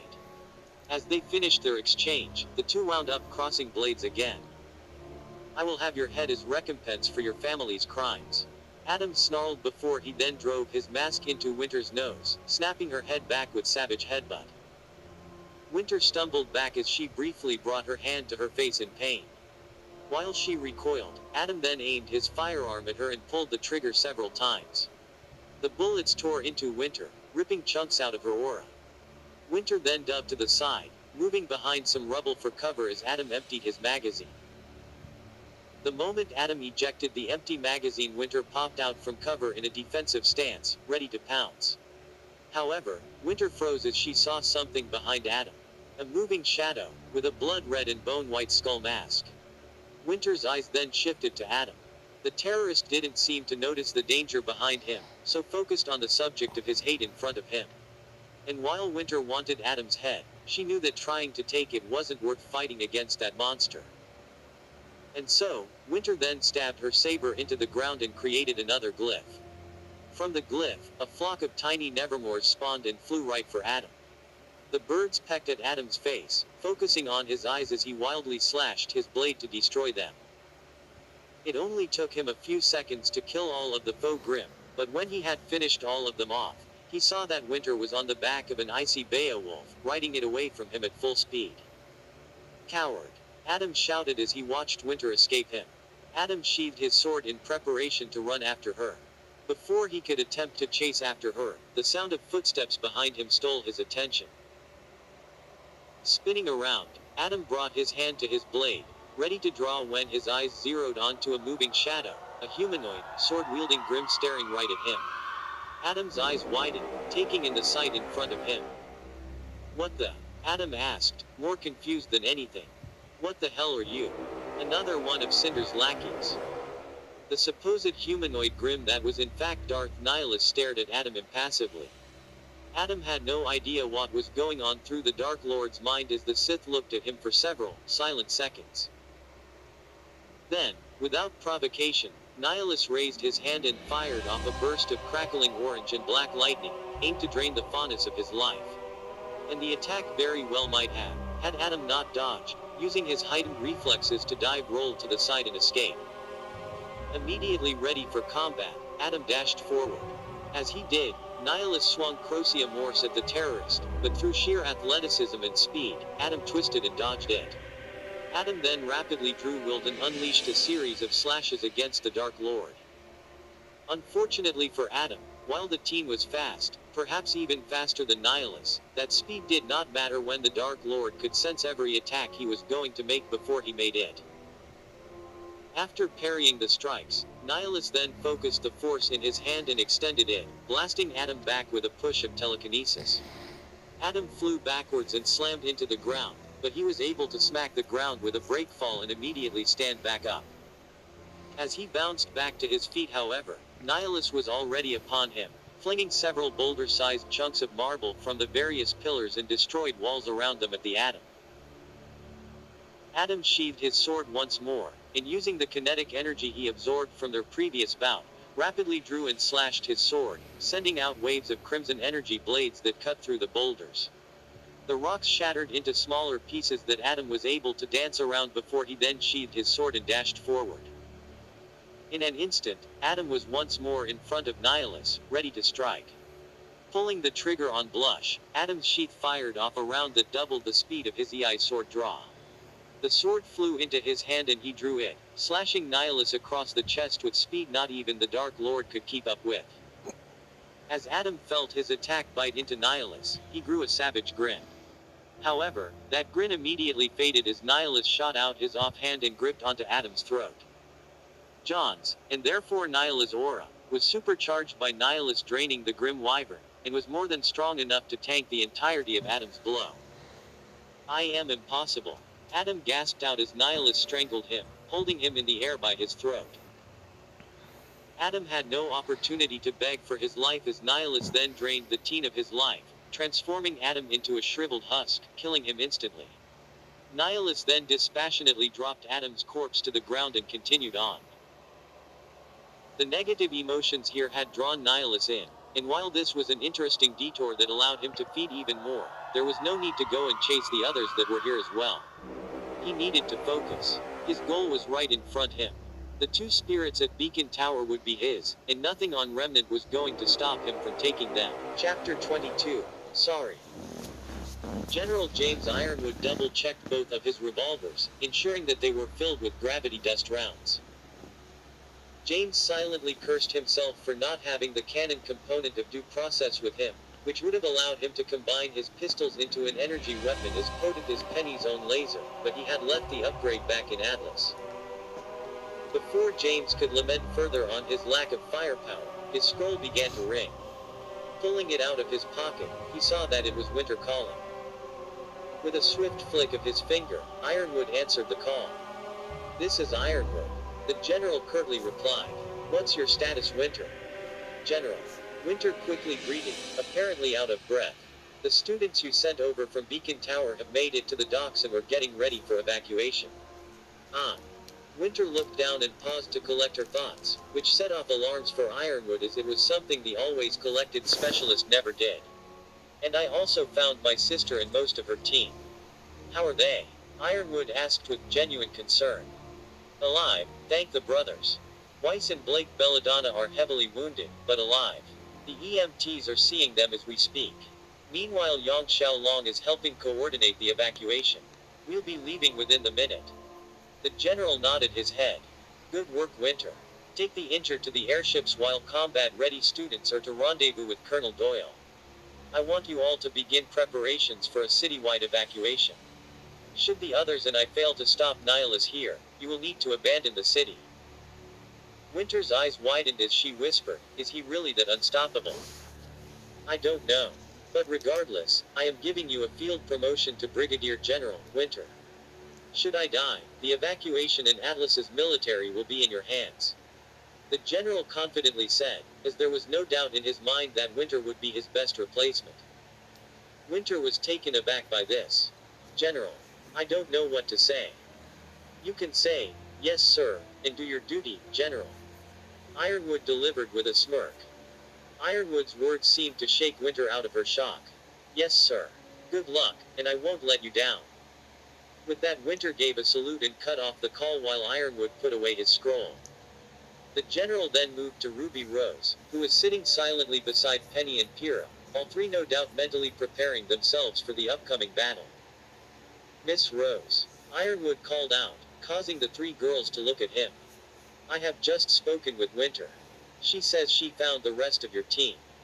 Ruby's eyes lit up for the first time tonight. "Really? Where are they? Are they okay?" "Your sister Yang is doing well. She is currently helping with the evacuation. Your other teammates seem to have been heavily injured, but are getting treatment as we speak," Ironwood flatly said. "Best to give the news straight and not drag it out." A myriad of emotions appeared on Ruby's face, shifting between gratitude that her sister was okay to worry for her other teammates. "With your semblance, you could probably reach the bullheads before they leave," Ironwood softly spoke. It wasn't a pressuring statement, just one of fact. Ruby's head snapped to the general, her face almost hopeful. "Ah." Ruby then looked down and shook her head. "No, I need to stay here. It's good that they can escape. But I can do more help here. I'm sure Yang will keep them safe." Ironwood nodded his head. Ruby had made her choice and there was nothing left to say. He then turned around and began to walk over to the other professors. As he approached Ozpin and Glinda, something seemed to catch Ozpin's attention as he looked up into the sky. "Is everything all right, Professor?" Glinda asked, her hand slowly reaching for her riding crop. "Do you hear that?" Ozpin calmly said, but his words caused all present to stand at the ready, trying to hear what the headmaster was talking about. After looking around for several seconds and neither seeing nor hearing anything, the general turned to Ozpin and said, "I don't hear anything." Ozpin nodded his head. "Neither do I." At everyone else's confused looks, Ozpin continued, "All sounds of battle within the school have ceased." Everyone's eyes widened at Ozpin's declaration and realized he was right. Is it too much to hope that Nihilus died on his way here and all the Grimm are leaving? Pyrrha snarked as she gave a tired sigh. Ruby looked at her friend in confusion at the out-of-character remark, until she realized that it probably wasn't Pyrrha talking there. Ozpin chose to ignore the sarcasm and continue on. "I believe it's more likely that he has eliminated all opposition and is on the way here." The headmaster then turned to Ironwood and Penny. "You should get into position." With a curt nod, Ironwood glanced at Penny and said, "Come Penny, let's go." With a nod of her own, Penny acknowledged the order. She then looked at Ruby, and gave her friend one final hug before following the general to their hiding spot, a broken opening within Beacon Tower that gave the two of them a vantage point over the courtyard. This just left Professor Opzin, Glinda, Ruby, and Pyrrha in the courtyard below. As they waited for Nihilus to arrive, the headmaster glanced at the others and asked, "Are all of you ready for what we're about to face?" Kira scoffed at the question. "You weren't there at the docks, Ozpin. You didn't see what he's capable of." Kira shook her head. "No one is ready for what we're about to face. Just ask Team ABRN." Ruby's breath hitched at the memory of what happened to their fellow team. Nihilus tore them apart like they weren't even people. Professor Ozpin moved to respond, but movement from the corner of his eye stole his attention. The headmaster spun around to face the source, causing the others to turn as well. Out of the shadowy corridors that surrounded the courtyard, a figure stepped forward. Clad in an ebony black cloak with a visage of terrifying bone white and blood red, Dark Nihilus slowly approached the huntsman. To their surprise, the Dark Lord was not alone, as within the vice grip of his left hand was an alpha Beowulf, struggling as Nihilus clutched it by its throat. No one said anything as red lightning then appeared in Nihilus' left hand, spreading across the body of the Grim. The Beowulf's struggles only intensified as the lightning continued to advance. The Grim began to wither in Nihilus' grasp, heavy blackened muscles atrophying before their very eyes, before the Beowulf eventually fell limp and dissolved into nothingness. With his prey drained, Nihilus finally stopped and looked at the gathered force in front of him, his gaze hungry.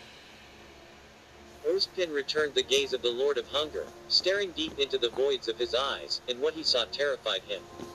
Not even Salem could compare to the sheer magnitude of malice and magical power that Nihilus emanated. The only comparable beings he could think of would be the two brothers, who cursed him and his wife with undeeds so many millennia ago.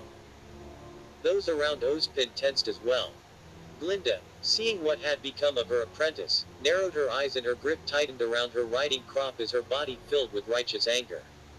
Meanwhile, Ruby and Pyrrha felt a mixture of tentative fear and stoic courage within themselves. They had already faced Nihilus once, and were completely outclassed. They knew they faced a nigh impossible task of stopping the Dark Lord here, but they had to try. Because if they failed, who knew what the monster that was Nihilus was going to do to the rest of Remnant? Meanwhile, Nihilus looked upon the huntsmen gathered in front of him. He recognized the two elder warriors from Jaune's memories, Glinda Goodwitch who sought to take the boy under her wing, and the master of this academy Ozpin. Nihilus offhandedly dismissed Glinda. She was but a poor mirror to those who wielded the Force, and as such not a true threat in his mind. Ozpin, however, was different. Coming face to face with the headmaster, Nihilus could see what Ozpin truly was. Ironically, Ozpin was like Nihilus himself. He was a Force ghost, a spirit of a powerful Force sorcerer who at first glance looked to be currently possessing the gray-haired man in front of him. But upon closer inspection, it wasn't just simple possession like Nihilus was doing, where he was overriding his host's soul, but some kind of merging of the souls. Like the spirit of Ozpin would possess the host and the two would fuse. Of course, Force ghosts and spirits were not Nihilus' speciality, so this was all just conjecture on his part. Nihilus' eyes then shifted to the two younger huntresses, the two closest to Jaune during his stay here at Beacon, Ruby Rose and Pyrrha Nikos. At a glance, Nihilus had dismissed Ruby as a real threat. He broke her once already, and it would be simple to do so again. He was far more interested in his host's partner. The Force ghost that was possessing Cinder had made its way into Pyrrha's body. Nihilus did not know how Pyrrha came to be the host of the spirit, as Pyrrha was only a normal, albeit highly skilled Remnantian in their last encounter earlier tonight. But now not only was the Force ghost within her, but an additional spirit as well, creating some strange amalgamation of the three souls all vying for control within the redhead's body. Nihilus. Pyrrha growled out as they locked eyes, her face contorted with anger and hate as she drew Milo and pointed it at the Sith Lord. Your rampage is over. We will stop you here and now, and you will release Jaune. Pyrrha declared. Her voice was strong, but Nihilus could tell she was trying to convince herself of this as much as Nihilus. The Dark Lord looked at her impatiently, and spoke his words intelligible to none but Ozpin and Pyrrha. The boy is gone. This vessel is now mine. Glinda and Ruby looked at Nihilus in confusion, but Ozpin and Pyrrha's brows furrowed at his words. That is unfortunate, Ozpin said, his voice uncharacteristically cold and low. Then, before we begin, I have one question. Why? Why do all of this? Subvert my student, destroy my school, kill all of these people. Why? What is your goal? What do you seek? The headmaster slammed the end of his cane into the ground at his question. Nyla's head tilted slightly at the headmaster's query. He paused for a moment, honestly contemplating the question, before his rhapsody, distorted voice rang out again, almost amused by Ozpin's words. You misunderstand. Taking Jaune's body was the goal. Now that I have returned, I have no need for insidious plots or machinations. I have no grand ambitions of vengeance or chaos like the others who attacked this school. All I am here for is to feed on your magic, on your life, on all life on this insignificant, backwater planet. For I am Darth Nihilus, Lord of Hunger, and this world is mine to consume. Kira snarled at Nyla's words, her sword and shield bursting into flames as a pair of burning wings appeared behind her as well. Give Jaune back. Kira raised her weapons, causing the two outside of the conversation to adopt battle stances as well. With that cry, the fight was on.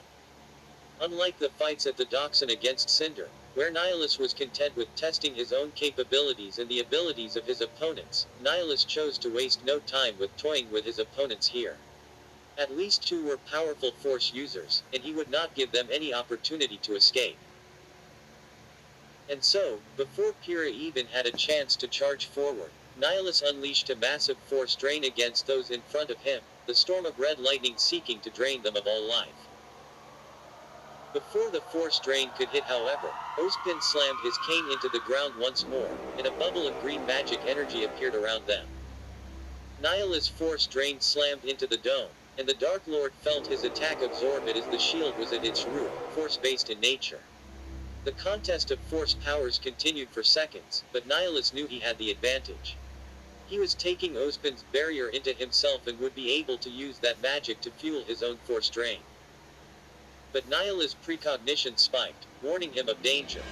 Nihilus dropped the drain and immediately jumped back, just in time to dodge a massive laser beam that seemed to have appeared from nowhere. Following the trajectory of the beam, Nihilus saw two figures appearing out of Beacon Tower, General Ironwood and Penny Polendina, Penny's multiple flying swords spinning in a circle in front of her. Without missing a beat, Ironwood aimed both of his revolvers and began rapidly firing dust magnum rounds while Nihilus was still airborne. Spinning his sword, Nihilus deflected the gravity dust rounds, but he felt his arm shake at the impact of each bullet. As Nihilus landed, he then felt his precognition warn of danger in front of him. Facing the attacker, Nihilus brought up his sword and deflected a slash from Pyrrha's flaming blade as she charged into melee. The two locked blades as Pyrrha flew into Nihilus, pushing against him. The Huntress then swung her shield, attempting to bash Nihilus away. Nihilus stepped back, dodging the shield as he counterattacked. Nihilus' sword struck air as Pyrrha bent backwards with a back handspring, dodging the riposte. Completing the flip, Pyrrha landed on her feet and dashed forward once more. Pyrrha and Nihilus locked blades again as they began their next exchange. Nihilus easily had the advantage as they both rapidly attacked each other, being stronger, faster, and more experienced than the redhead. But Pyrrha, enhanced by Amber's aura and the Maiden's power, was able to somehow block or parry each of Nihilus' attacks while returning with her own. After deflecting one of Pyrrha's strikes to the side, Nihilus thrust Crocea Morse forward, a perfectly timed strike that Nihilus was sure would hit. But before the attack struck, Nihilus' blade shifted as Pyrrha pirouetted, completely missing as the Huntress retaliated, swinging Milo with her own counter that landed on Nihilus' chest. The attack was superficial, not causing too much damage, but it caused Nihilus to raise an eyebrow, wondering how it hit. Searching through Jaune's memories, he recalled both Pyrrha's semblance and preferred fighting style, using her polarity to manipulate the attacks of her opponents without them realizing.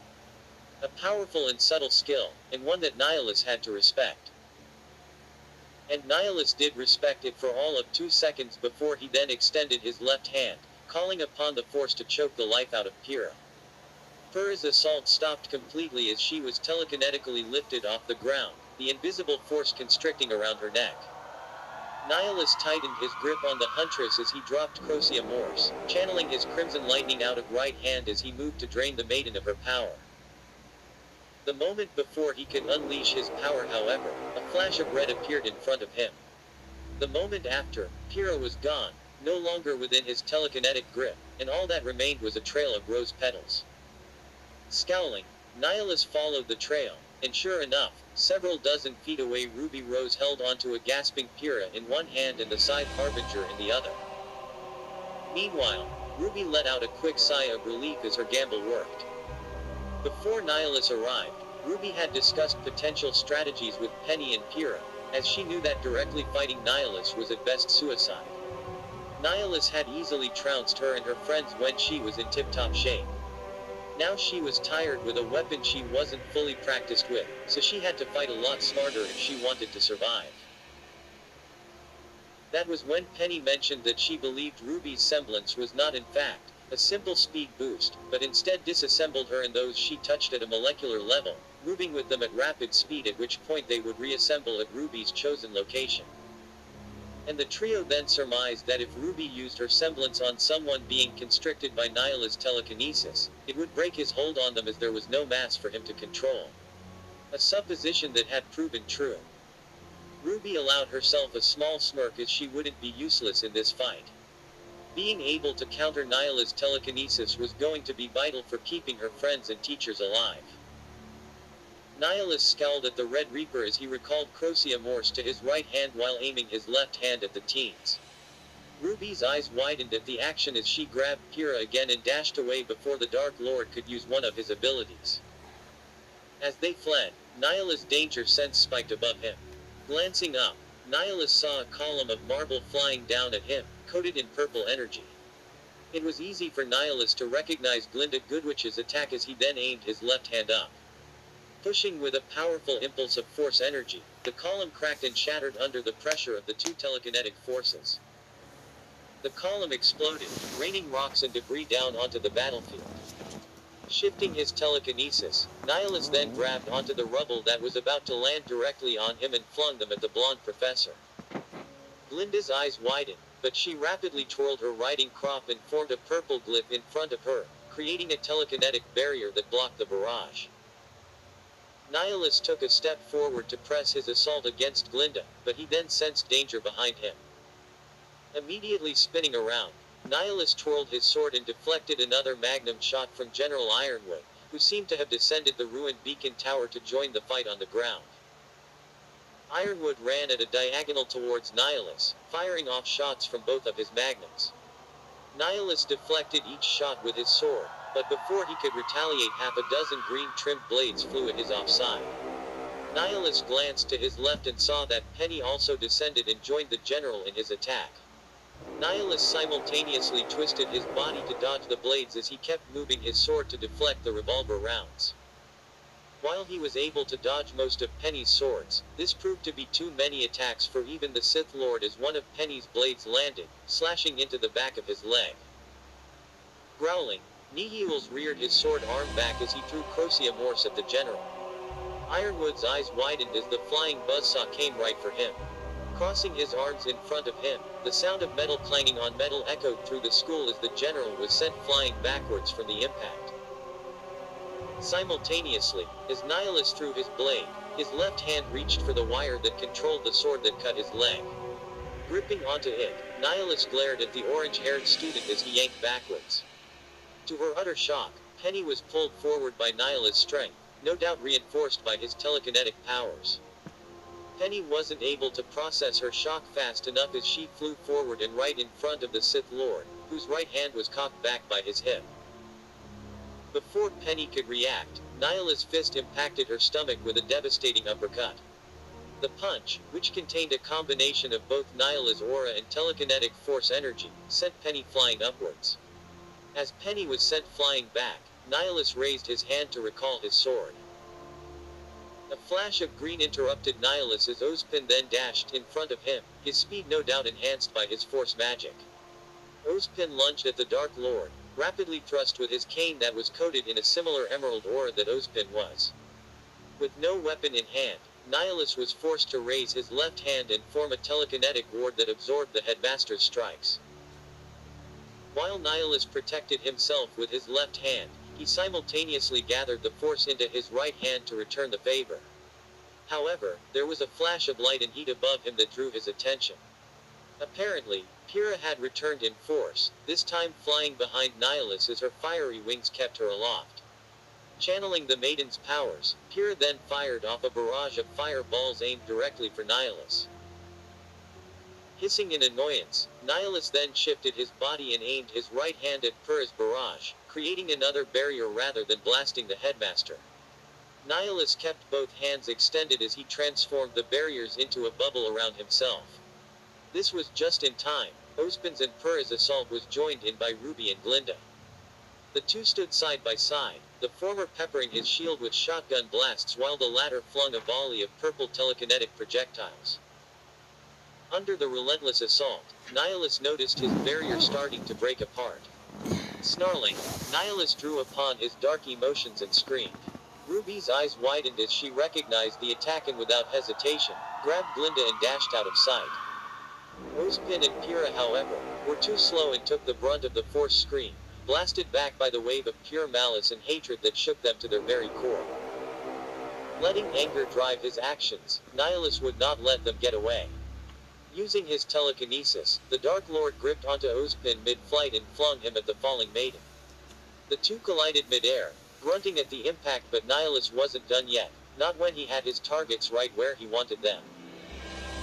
Extending his right hand, Nihilus unleashed a storm of red lightning that slammed into the two force mages. Pyrrha and Ozpin screamed as they felt Nihilus siphon off their auras and magic. Nihilus grinned manically as he ripped the force from their very bodies. It would only take a few seconds for him to drain them dry, leaving the two as withered husks. But Nihilus didn't have seconds as a familiar precognitive warning shouted at him. Dropping the force drain, Nihilus turned and erected another barrier, just in time to block a volley of magnum dust rounds courtesy of James Ironwood. Nihilus' barrier held strong against the Atlas General's assault, but he could do nothing as he watched Ozpin and Pyrrha escape as they were lifted away by a purple energy field. Eventually the general ran out of ammunition in his pistols, allowing Nihilus to drop his barrier. Channeling the force into his body, Nihilus used force speed, increasing his movement speed exponentially. In the blink of an eye, Nihilus appeared in front of Ironwood, fists crackling with force-based lightning. Ironwood's eyes widened as Nihilus threw an electrified jab right for his head. At the last second, Ironwood was able to slip the strike, as he was an extremely capable fighter in boxing and hand-to-hand combat. Flipping his grip on his pistols, James then swung his revolver horizontally in an attempt to pistol whip the Dark Lord. Nihilus leaned back and dodged the counter-strike, before throwing an electrified left hook right for Ironwood's face. Ironwood brought his arm up to block the blow, his prosthetic absorbing the lightning from Nihilus' strike. With the attack stopped, Ironwood then wrapped his forearms around Nihilus' neck into a clinch, before driving his knee straight into the Dark Lord's stomach. The strike hit true, driving his knee deep into Nihilus' abdomen, but unfortunately for him it had no apparent effect. Returning the favor, Nihilus grabbed the general by his lapels and pulled him forward as the Dark Lord drove his head forward with a headbutt. The bone-white mask smashed into Ironwood's nose, snapping his head back and sending blood flying as the nose shattered. The general only groaned as Nihilus then released his grip of the general's jacket only to grip his throat instead. With a single hand Nihilus lifted the general into the air while strangling the life out of him. In a move mirroring what Nihilus had done to Adam Taurus not too long ago, red lightning formed in the Dark Lord's hand as he simultaneously choked and drained Ironwood of his life. But before he could finish draining the general, he saw a cloud of red approach him from the side. Nihilus immediately fired off a force push towards the cloud of rose petals, but RWBY shifted directions and dodged as she reached General Ironwood's position. With a split-second maneuver, Ironwood disappeared from Nihilus' grasp in a burst of rose petals. Growling in annoyance, Nihilus tracked RWBY's petal burst form as lightning crackled at his fingers. RWBY was fast, but Nihilus doubted she was faster than lightning. Nihilus wouldn't get to find out however, as a beam of dust energy slammed into Nihilus from behind. Penny, breathing far heavier than normal as her aura was now rather low following repeated high-yield energy blasts, smiled as it looked as though she was finally able to land a decisive hit on Nihilus. The smile began to fade however, as she saw that her dust energy beam seemed to be getting smaller and smaller. Her mouth then fell open as she realized that Nihilus was absorbing the laser blast into his hands, concentrating the attack into a ball of green energy. Nihilus then extended his hands, releasing the stored energy as he reflected Penny's dust laser right back at her. Penny was barely able to bring her arms up in time to block the hit as she was set flying backwards in a smoking heap out of the courtyard. Penny crashed through a nearby wall, ending up in one of Beacon's hallways. Nihilus, however, wasn't going to let her get away. Channeling the force into his legs, Nihilus leapt after Penny, landing beside her in the ruined hallway. Penny tiredly looked at him as she picked herself up, moving slowly from the amount of damage done to her aura and her body.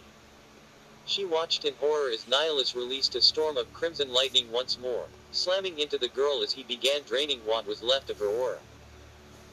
Nihilus grinned as he felt what was left of Penny's aura shatter from the force drain. These worms were annoyingly stubborn in preventing him from draining any of them, but now he finally got his teeth into one of them. But as Penny continued to scream, Niles noticed something. The girl wasn't dying. By now she should have been a withered husk of a corpse as she had no aura left and he should have drained what was left of her life force. Stopping his attack, Nihilus glared at Penny, extending his senses to try and figure out what was happening. And that's when he realized that Penny had a cold and lifeless body of machinery and circuitry, not of flesh and blood. Nihilus howled in rage. A droid. Penny was nothing more than a droid that somehow had aura implanted into it. Outraged, classic Sith lightning crackled at Nihilus' fingertips. Extending both his hands, Nihilus released a torrent of force lightning.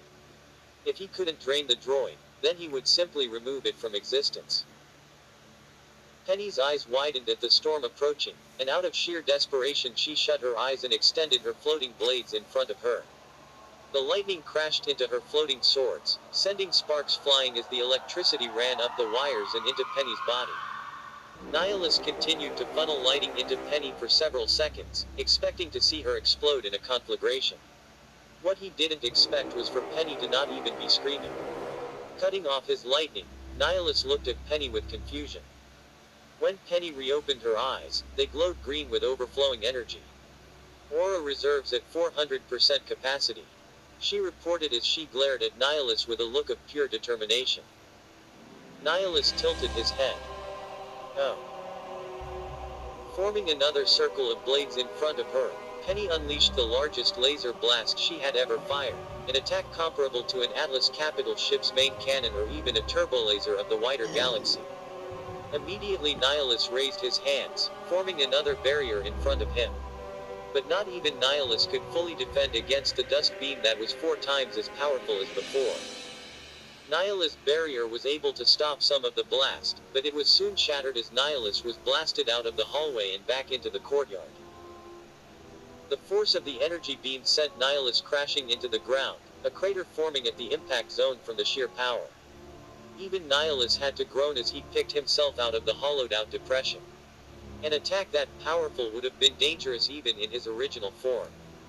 Jaune's more durable body and powerful aura allowed him to take the blow, but he could tell his host's reserves were heavily depleted by it. He would need to drain either another Remnantian or more Grim to quickly replenish his aura. But before he could even have much of a respite, Kira returned with a vengeance, having recovered herself while Penny and the general distracted Nihilus. Flying in above the Dark Lord, Kira opted to change strategies as she both couldn't fight him in close quarters, and found that direct fire attacks weren't working either. Rather than attacking directly, Kira extended both hands out, using her polarity to call upon all the metal she could sense within the courtyard. Kira strained as she began to levitate abandoned White Fang weapons, broken lamp posts, chunks of rebar, and more. Nihilus narrowed his eyes at this, and raised his hand to call upon the force and stop her. However, a flash of emerald green drew his attention as Ozpin was upon him once more. Ozpin dashed next to Nihilus and unleashed a flurry of rapid strikes with his cane. Still disarmed, Nihilus had to fall back and use his force barrier to defend himself. Ozpin was relentless in his attacks, calling upon thousands of years of martial training to pin Nihilus down and keep him from using his powers. With the headmaster distracting Nihilus, Pyrrha was able to raise thousands of pounds of metal into the air uninterrupted. The sheer amount of material alone would be enough to easily crush almost any opponent to death. But Pyrrha wasn't done yet. The maiden's fire burst from her eyes in a dazzling display of power as she called upon her magic. Soon, the metal began to glow red-hot, then drip as Pyrrha used the maiden's control over fire to heat the metal to its metal point. Girders and lamp posts turned to molten iron and steel, a liquid still metallic in nature and therefore under the control of Pyrrha's semblance. Hovering above the battle, Pyrrha held up a veritable lake of molten metal. Professor. Now. Pyrrha roared as she threw her arms down, dropping a literal tsunami of liquid iron onto the courtyard, aimed right for Nihilus and Ozpin. Ozpin didn't move as he continued to strike Nihilus despite the oncoming flood. Before the wave of metal hit, however, Ozpin was covered in a purple aura and yanked out of the way by Glinda's telekinesis. Eyes widening, even Nihilus was shocked at this display of power. For most Force adepts, telekinesis on a liquid was annoyingly difficult. It was often easier to form a telekinetic container around the liquid rather than controlling the loose molecules themselves. To be moving the sheer volume of liquid at what was probably 3000 degrees Fahrenheit. Nihilus knew it was rich coming from him, but he thought that was a little bullshit. Immediately Nihilus created a telekinetic dome of force around himself as the tidal wave of molten metal crashed into him. Nihilus felt his arms buckle as the fiery liquid splashed around him, swirling around his barrier. While the weight and pressure of the metal alone was difficult to contend with, the sheer heat of the molten metal made the task unbearable. But Nihilus shunned the thoughts of the temperature out of his mind. He would not be brought down by this mere girl and her ghost. Meanwhile, Glinda watched the scene in front of her with rapt attention. In all her years as a huntress, she'd never seen such raw displays of power from either side in the battle. She watched as the liquid metal surrounded Nihilus, attempting to overwhelm him, while the Sith's own telekinetic barrier held strong.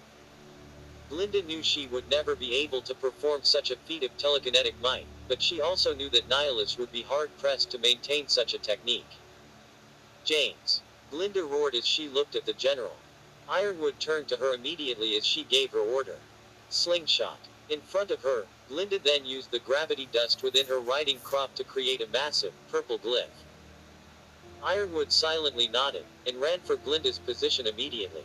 The two veteran huntsmen, having known each other for years, had developed quite a few combination attacks. With his revolvers filled with gravity dust rounds, James moved behind the glyph and aimed both pistols at Nihilus' barrier. The general then pulled the triggers as fast as his fingers would allow. Due process's magnum rounds packed a heavy stopping power and high muzzle velocity to the point that it hit with a force much higher than one would think a handgun could create. The gravity dust itself helped accelerate the rounds beyond the initial combustion, to the point that even a large and heavy-set man like Ironwood could use them to propel himself through the air.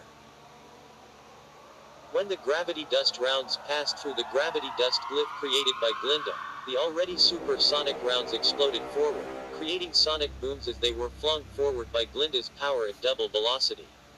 This essentially turned the magnum rounds into railgun rounds, and Ironwood had 2 full cylinders of them. The rounds slammed into Nihilus' barrier, immediately drawing the Dark Lord's attention. But Nihilus could only watch as round after round sledgehammered into his barrier. Nihilus' shield was strong, but he could feel it weakening and cracking with every hit, and he couldn't drop it to counterattack lest he be consumed by the fiery flood of Farum around him. But he would not have a choice as finally, one of Ironwood's rounds shattered Nihilus' barrier, the amount of damage too much for the Dark Lord to sustain. As the barrier broke, a follow-up round flew and struck Nihilus in the shoulder, sending the Dark Lord stumbling back, devastating his aura. The barrier now gone, Pyrrha was immediately ready with the follow-up. A wave of metal slammed into Nihilus, the superheated liquid subsuming his body. Nihilus howled in pain as his legs, groin, and torso were all covered with the orange liquid, burning through his darkened form and melting into his skin. With over half of the Dark Lord's body coated with the free-flowing metal, Pyrrha then let out a deep breath as the metal began to rapidly cool, encasing the Dark Lord's lower body in an iron trap.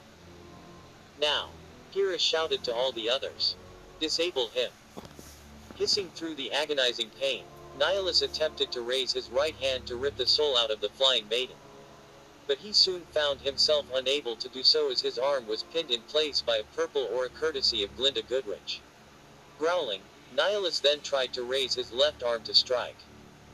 But the heavy footfalls of James Ironwood clanging on the now solid iron ground reverberated as the general's mechanical arm gripped onto Nihilus' left, keeping him from raising it. In front of Nihilus, RWBY, Pyrrha, Penny, and Ozpin all reconvened with Glinda as Nihilus struggled in his bonds. Before Nihilus could even say anything, Ozpin raised his cane and began casting a spell. Nihilus felt the force bend to Ozpin's will as Ozpin used some arcane variant of Force Stun. The wills of two immortals contested against one another. Nihilus felt his senses dull and perceptions deaden slowly, the damage he sustained making it difficult to break out illusion. As Nihilus' head seemed to loll to the side, Ozpin gritted out, "I can't hold him for long." Nodding her head, Pyrrha turned to Penny. "Penny. Remove the mask." "Roger, Roger." Penny saluted quickly before sprinting towards the Dark Lord. Penny's footsteps rang even louder than the general's as she moved for Nihilus. As Penny got close, she then leapt and landed in front of the Lord of Hunger, who seemed too dazed to see her. Slipping her hands into the shadowy cowl of the Lord of Hunger, Penny wedged her fingers behind the mask of Nihilus, and began to pull. However, even with Penny's inhuman strength, the cyborg girl seemed to struggle as she tried to remove the mask from Nihilus. Gritting her teeth as she pulled, the mask pulled forward, millimeter by millimeter, but resisted more and more the further it moved. Penny could even see and feel some kind of black ichor behind the mask, attaching it to John's face. Then, with a final heave, Penny threw herself back and felt one of the tendrils of ichor snap as the mask came partially loose. Penny smiled for a brief moment as she thought she had succeeded in removing the mask from John's face. The smile immediately faded when Nihilus roared. The pain of being partially separated from John snapped the Dark Lord from his stupor, allowing him to break out of the spell Ozpin had him under. Nihilus came to as his head snapped up, the glare he sent at Penny causing her to recoil in terror. The mask of Nihilus then righted itself up on his face as a wave of raw hatred and malice exploded out of Nihilus. How dare they? How dare these fools try to take what is his? Howling, Nihilus channeled the supernova of anger and hate he felt as he flew into a dark rage, the dark side of the Force giving Nihilus a burst of strength, speed, and ferocity. Swinging his right hand, Nihilus tore through the telekinetic grip Glinda had on his arm with contemptuous ease. Driving his head forward, Nihilus then hit Penny with a savage headbutt. Penny fell to the ground with a scream as the sheer power shattered part of her synthetic face, revealing the machinery underneath. Nihilus' head then snapped to Ironwood, who watched slack-jawed in stupefied shock. Nihilus gripped the general's robotic arm with enough force that the metal itself dented and folded under the pressure. The general's eyes then widened as Nihilus violently yanked back, tearing Ironwood's prosthetic arm free from his body. Ironwood fell to his knees, speechless as he gripped the stub of sparking scrap where his arm used to be. Then he began screaming as the pain of having his artificial nerve endings and control diodes so violently ripped away began to register in his brain. As the general collapsed to the ground, RWBY, Pyrrha, and Ozpin ran forward, all swinging their weapons at Nihilus to intercept and save the soldier, while Glinda fired off her telekinesis to try and pull him out. But Nihilus snarled at them as they approached and channeled all of his rage and anger and screamed once more. The Force scream exploded out of him, slamming into the four with a wave of hate and pain that knocked them back into the ground. As they collapsed, Nihilus returned his attention to the stunned general. Channeling the Force, Nihilus hit the general with a powerful Force drain. The orange lighting slammed into Ironwood, eliciting another scream of pain as his very life was drained out of him. Ironwood's muscular form shriveled in seconds, turning into a withered husk, his face forever contorted into a silent scream. Draining the general slightly healed the charred and burned flesh of Nihilus' body, but it wasn't enough. Still running on the high of the dark rage, Nihilus made his way out of his metal prison as his telekinesis tore the steel apart. Now free, Nihilus made his way to his next target, focusing on the damaged droid in front of him. As he approached, Penny slowly pushed herself up to look at him, neck twitching uncontrollably every time electricity sparked out of her shattered face.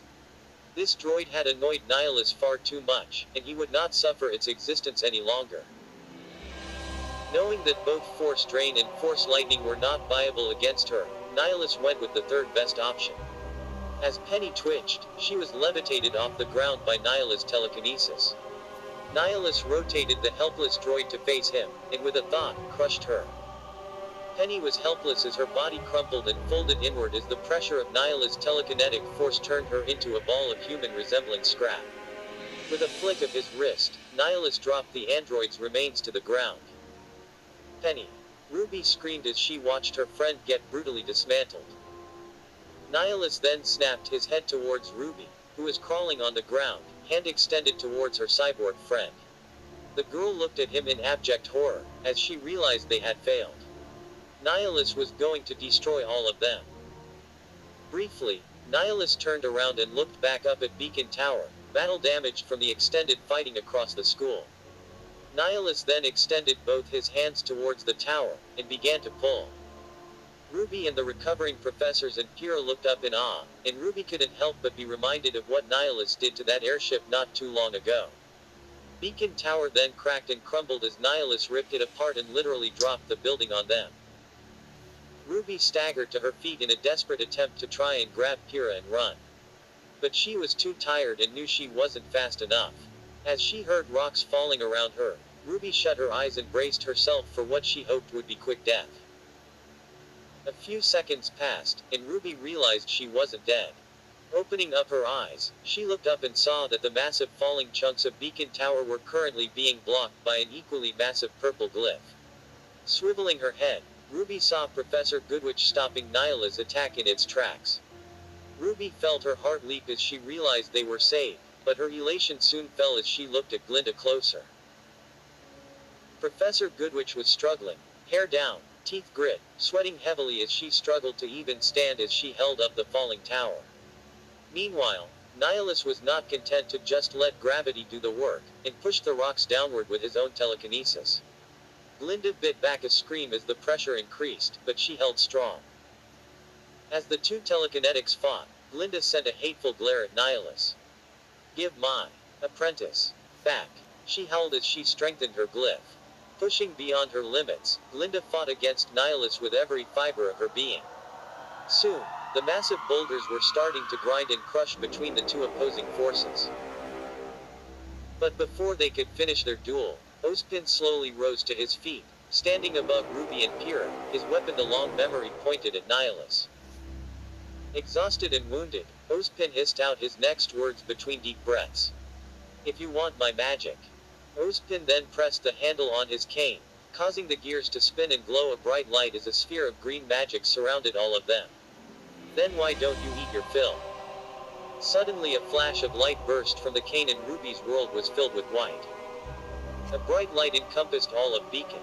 A light brighter than the sun. Bright enough that it blinded the eyes of the many hundreds of students, soldiers, and civilians who were evacuating Vale miles away. Those who were fleeing the carnage of the city watched in horror as what looked like the largest bomb ever exploded in the heart of Beacon. Once the light finally dissipated, and the smoke finally cleared, students could only look on in dismay as the entirety of their school and home was reduced to nothing more than a pile of rubble. Many shed silent or not so silent tears as the place that was literally supposed to be a beacon for the rest of the world was gone. The devastation was even worse at Ground Zero.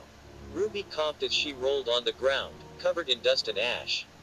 Groaning, RWBY rolled over to her side as she slowly pushed herself up. Her aura was gone, that was definite, and her entire body felt like a giant bruise. A stabbing pain in her chest indicated she probably had a broken rib or three. Beside her, Pressfer Ozpin was on the ground, semi-conscious and barely moving. Meanwhile, Kira was on all fours, panting heavily. The amount of wounds on her showed that she had no aura, but she was still in the best physical condition thanks to her massive reserves courtesy of Amber.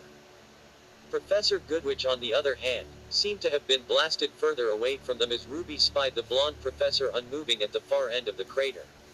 She looked hurt, and from this distance, Ruby couldn't tell if Glinda was unconscious or dead. Looking around her, the courtyard was gone, as was all of the floating rubble of Beacon Tower, most likely evaporated into dust. The surrounding hallways and buildings were totaled, leaving ruined half-walls and piles of destruction. All that was left of the tower was a crater where the lighthouse once stood. A shuffling behind her then ripped her attention away from the devastation. Turning her head, Ruby couldn't help but laugh. Even after all of that, Nihilus was still alive. At the very least, Nihilus looked as close to death as all of them. The shadowy robes that surrounded Jaune's body were almost all blasted away, revealing the scarred, burned, and mutilated form of her friend underneath. Not only that Jaune's left arm was gone, destroyed from elbow down by the violent explosion of magic. Nihilus stumbled forward, barely able to hold himself up as his mask glared at the huntsman. But then Nihilus paused and looked to his right, seemingly momentarily distracted from his foes. Ruby didn't have the strength to take advantage of that distraction, and instead dumbly looked in the same direction. Amongst the shattered remains and rubble of the school, was Crocea Morse, the blade revealing itself following the explosion. Nihilus felt that the force must have been smiling on him for his weapon to reappear now of all times. Extending his right hand, Nihilus used what force he had left to recall the ancient sword to him. Crocea Morse flew into his hand, and Nihilus returned his attention to the wounded students in front of him. Growling, Pyrrha shakily stood as she glared defiantly at Nihilus, her eyes bursting into flames as they glowed with power. Pyrrha may not have had any aura left, but she could still call upon the maiden's power. As flames followed her every step, Pyrrha charged forward. Though Ruby could barely call it a charge, more an exhausted trudge as the maiden and the Dark Lord slowly limped towards one another. Pyrrha swung her blade first. A clumsy, overhead slash that looked like the move of a rank amateur rather than a champion fighter. Nihilus raised his own blade and parried the strike, but it was a slow and painful process. The impact alone almost caused the Dark Lord to drop his blade. But Nihilus readjusted his grip, pushing Pyrrha's sword back and thrusting forward with his blade. Pyrrha raised her shield and blocked. The thrust wasn't fast or strong, but the attack sent Pyrrha stumbling back a few feet from the hit. Gritting her teeth, the maiden's magic flared from her eyes as Milo was coated by fire. With a roar, Pyrrha swung a wide horizontal slash through the air with her flaming sword. From the arc of the slash, a crescent wave of flames shot towards Nihilus. The Dark Lord snarled as he created a small force barrier in front of him. He barely had any energy left, and even using the force to this small amount was difficult. The flames splashed across the barrier, and when they dissipated, Nihilus moved forward to close the distance. Nihilus brought down his blade in a brutal, vertical chop. Stumbling to the side, Pyrrha dodged the attack by a hair's breadth. As she recovered her balance, Pyrrha then threw her shield forward, slamming it into Nihilus' chest. The attack struck true as the air was forced out of Nihilus' lungs, driving the Dark Lord to one knee. With her foe on his knees before her, Pyrrha grit her teeth and let out a battle cry as she aimed Milo right for his heart and thrust forward. A thrust that contained all of her love for Jaune, all of her hate for Nihilus, and all of her sorrow for her failure to prevent this tragedy. Nihilus' eyes widened as he knew he couldn't evade the attack. It was too fast and he could barely move. But if Nihilus couldn't move, then he would move Pyrrha. Reaching out with the last dregs of his command over the force, Nihilus weakly pulled on Pyrrha's sword. It wasn't enough to rip the blade out of her hand, but instead Nihilus subtly manipulated the sword's angle, turning a killing blow into a near miss as Milo grazed Nihilus' shoulder. Pyrrha's eyes widened as her attack missed. Almost instantaneously she realized that Nihilus stole her technique. Her shock then turned to agonizing pain as Nihilus lunged forward and drove Crocea Morse through Pyrrha's stomach. Pyrrha gasped as the blade ran her through, eyes widening as blood began to pour from her mouth. Both Milo and Akoo fell from her hands as all strength left Pyrrha's body. Her eyes glazing over, Pyrrha met Nihilus' eyes and weakly brought up one hand to cup Jaune's cheek. "I'm sorry," she barely whispered out as Pyrrha's body fell limp upon Crocea Morse. Nihilus withdrew his sword as the life left the maiden's body. While Nihilus would have preferred to drain her of life to revitalize himself, he didn't even have the strength to perform such feats anymore. As the Dark Lord was about to take a step towards the rest of the huntsmen and finish them off, he felt a burning in his chest. A burning that soon swelled into agonizing pain as Nihilus vomited blood himself. Nihilus collapsed to all fours as he felt like he was being run through with a lightsaber. This was a feeling that he was familiar with. He was dying. Or more specifically, Jaune's body was dying. But how? Why? The amount of damage to Jaune was immense, but it was survivable, especially with the power of the dark side coursing through him. As Nihilus writhed in pain, his gaze found Pyrrha's corpse, her hollow eyes still open, final tears dripping down her face. No. No. Nihilus roared as he realized what was happening. Pyrrha and Jaune formed a force bond. In order to more quickly strengthen Jaune's powers in the dark side, Nihilus willingly tore open a wound within the boy by forcing him to relive his experiences on Malachor. But by making him a wound in the Force, he inadvertently granted Jaune the ability to easily form force bonds. And there were none within this academy that were closer to Jaune than Pyrrha herself. Nihilus had no idea as to when the two formed a bond. And he had no idea of the depth of the bond as he so readily threw away everything that was Jaune once he had subsumed his body. And by ignoring what he saw as a name, teenage drama, Nihilus exploited his own weakness by killing Pyrrha. Now Jaune was dying, and Nihilus desperately needed to try and feed on something to stave off oblivion. Looking at Pyrrha's body, he then felt the Force ghost that was possessing Pyrrha leave the redhead's corpse, and fly off towards the other survivors.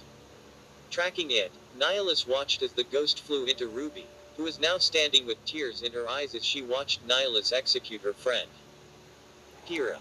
RWBY screamed as her eyes then burst with silver and amber energy. RWBY looked around confused. One moment she was standing in what was left of Beacon Academy, and the next she found herself standing in this white void. RWBY! A familiar voice called out from behind her.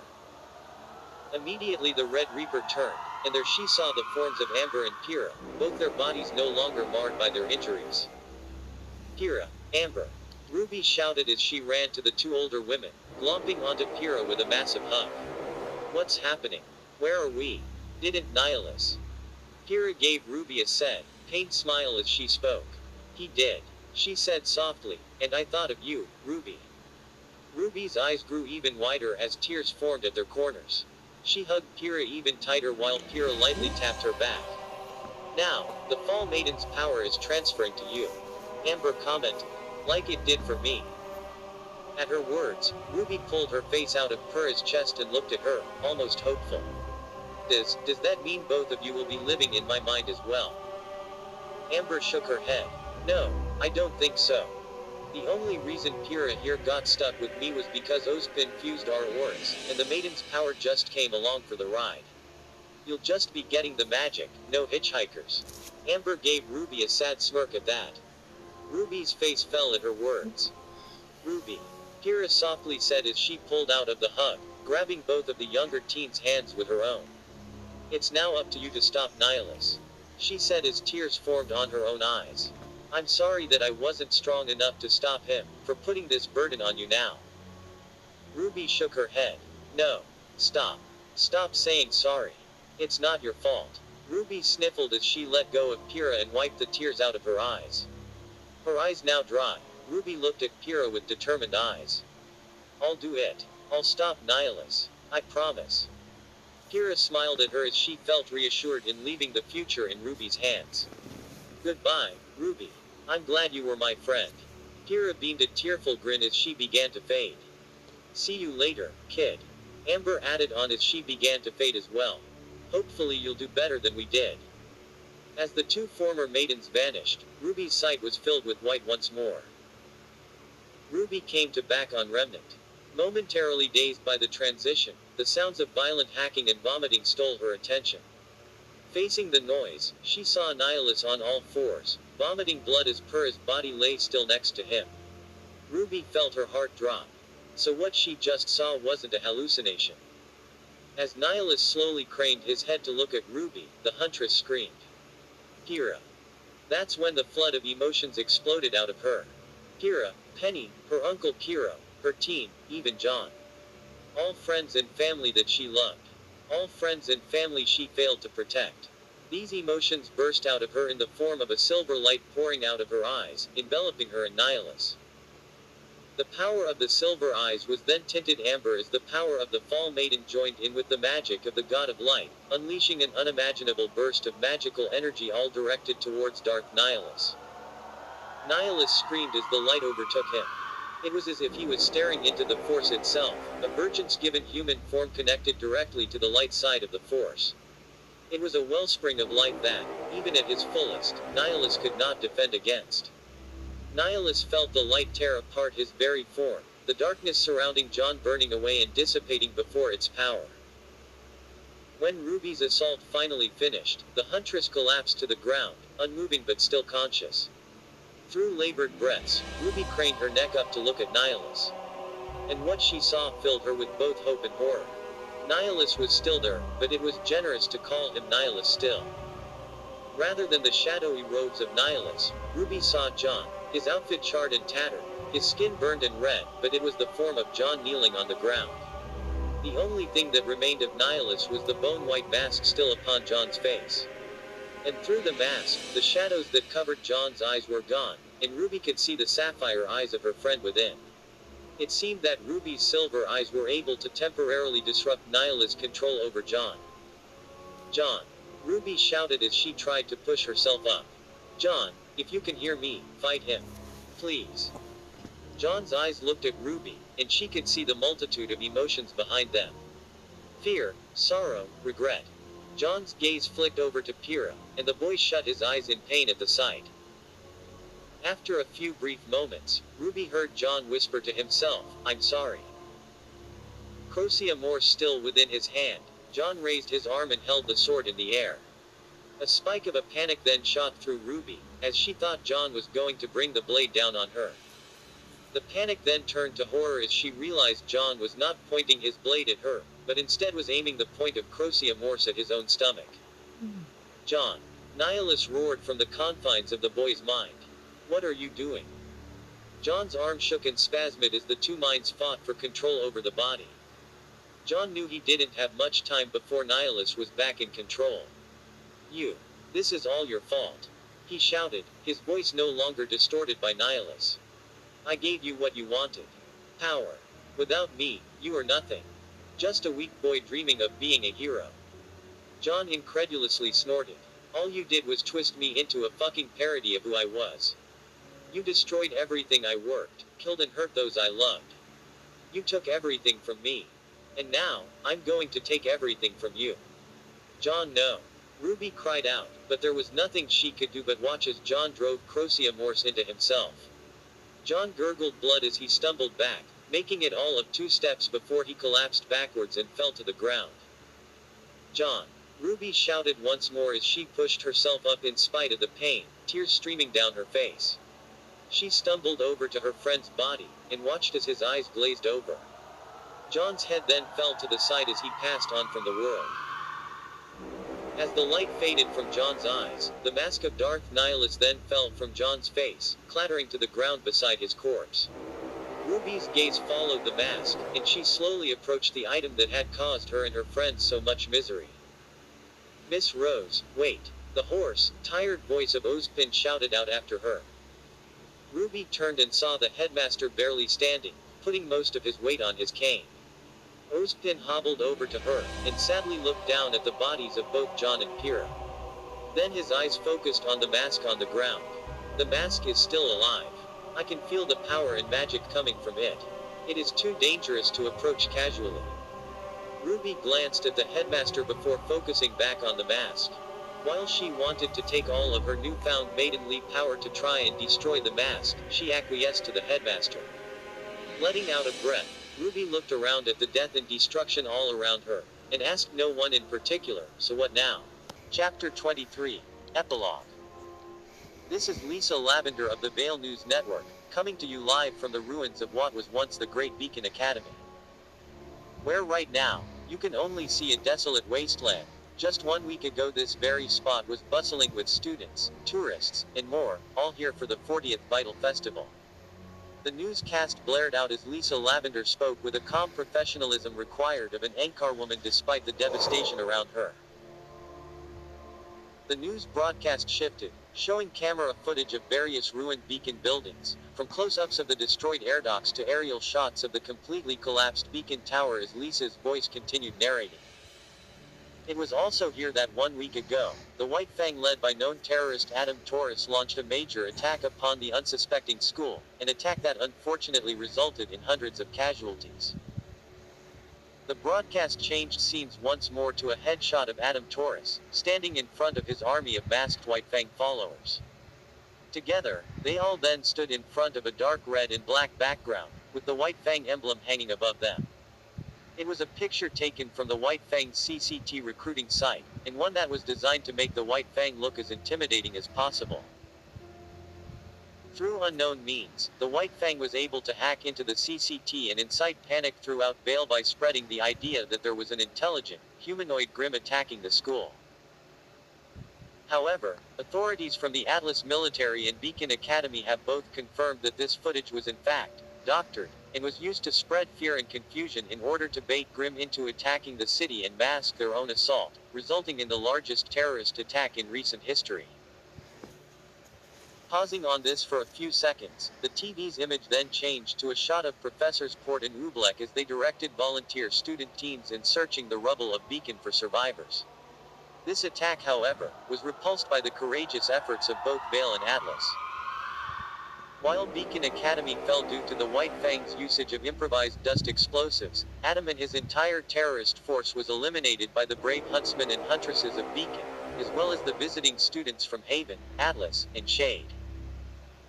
Cutting again, the broadcast then showed the image of 3 Atlas airships, flying in formation in front of a sunny sky. The camera then tilted down to a squad of Atlas soldiers providing first and emergency supplies to Vale's citizens. The camera focused in on the shot of a red-trimmed medic applying a bandage to a small girl, before she smiled at him. And while the students of Beacon fought to protect their school, the stalwart soldiers of Atlas held the line and defended Vale from encroaching Grimm horde. Coordinating with local huntsmen and the Vale PD, the Atlas military was able to safely escort many of Vale's citizens into emergency shelters while simultaneously holding the Grimm back. The camera cut once more to footage of Atlas drones standing above the dissolving bodies of Grimm outside of Vale's defensive walls. Finally, the camera shifted again, this time to a haggard-looking Professor Ozpin, his right arm in a cast, standing behind a podium in front of Vale's City Hall. Beside him was Winter Schnee, standing prim and professional, while Glinda Goodwitch sat in a wheelchair, bandages still visible around her arm and head. Surrounding the three was a squad of Atlas soldiers who kept the audience of reporters and viewers in front of them away. Lisa Lavender's voice spoke once more over the scene. Professor Ozpin, headmaster of Beacon Academy, addressed the incident in an emergency broadcast 2 days after the attack.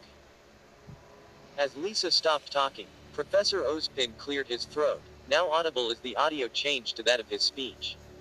People of Vale, people of Atlas, of Mistral, and Vacuo, I come to you in a time of great darkness. The light that was Beacon Academy has been put out. Smothered by hateful people who could not see past their grievances, their anger, or their pain.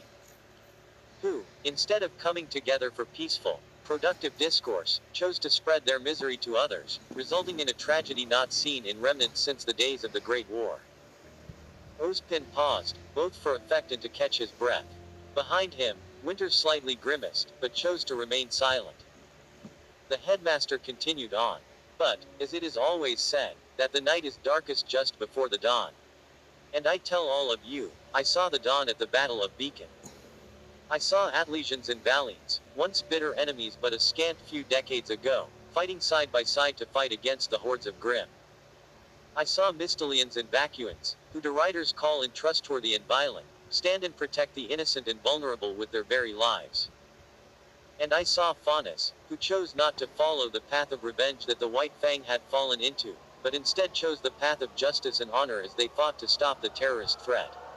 I saw all peoples of Remnant, coming together in unity, to try and put a stop to this tragedy.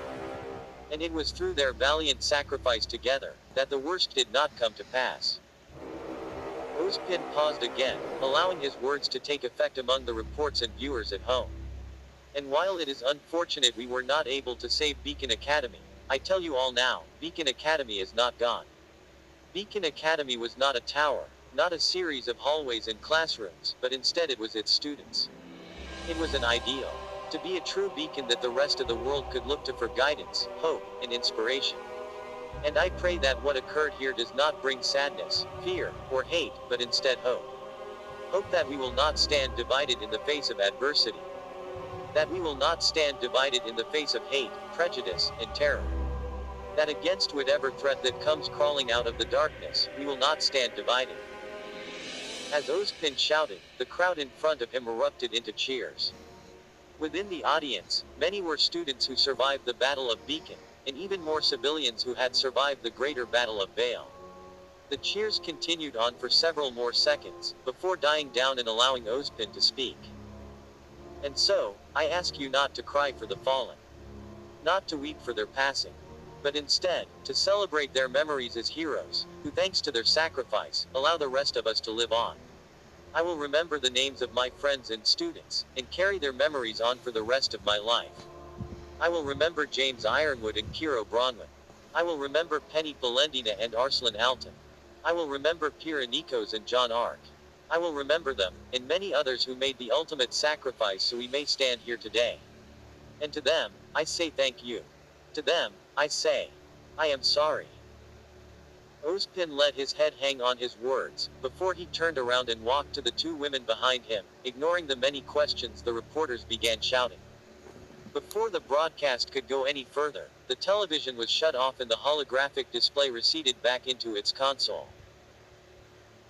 The console was made of sleek metal, and was the primary communication and entertainment center for the sparsely decorated officer cabin Winter Schnee, Glinda Goodwitch, and Professor Ozpin found themselves in. The metal room had only a single, king-sized bed pressed against the stern wall, opposite the entertainment center, a desk on the port side where Ozpin stood, and a small window looking out over Vale on the starboard where Glinda parked her wheelchair. With Beacon Tower destroyed, there were few places where the group could speak in private, and thus Winter volunteered her quarters on Blue 2, the interim Altesian flagship that still hovered over Vale.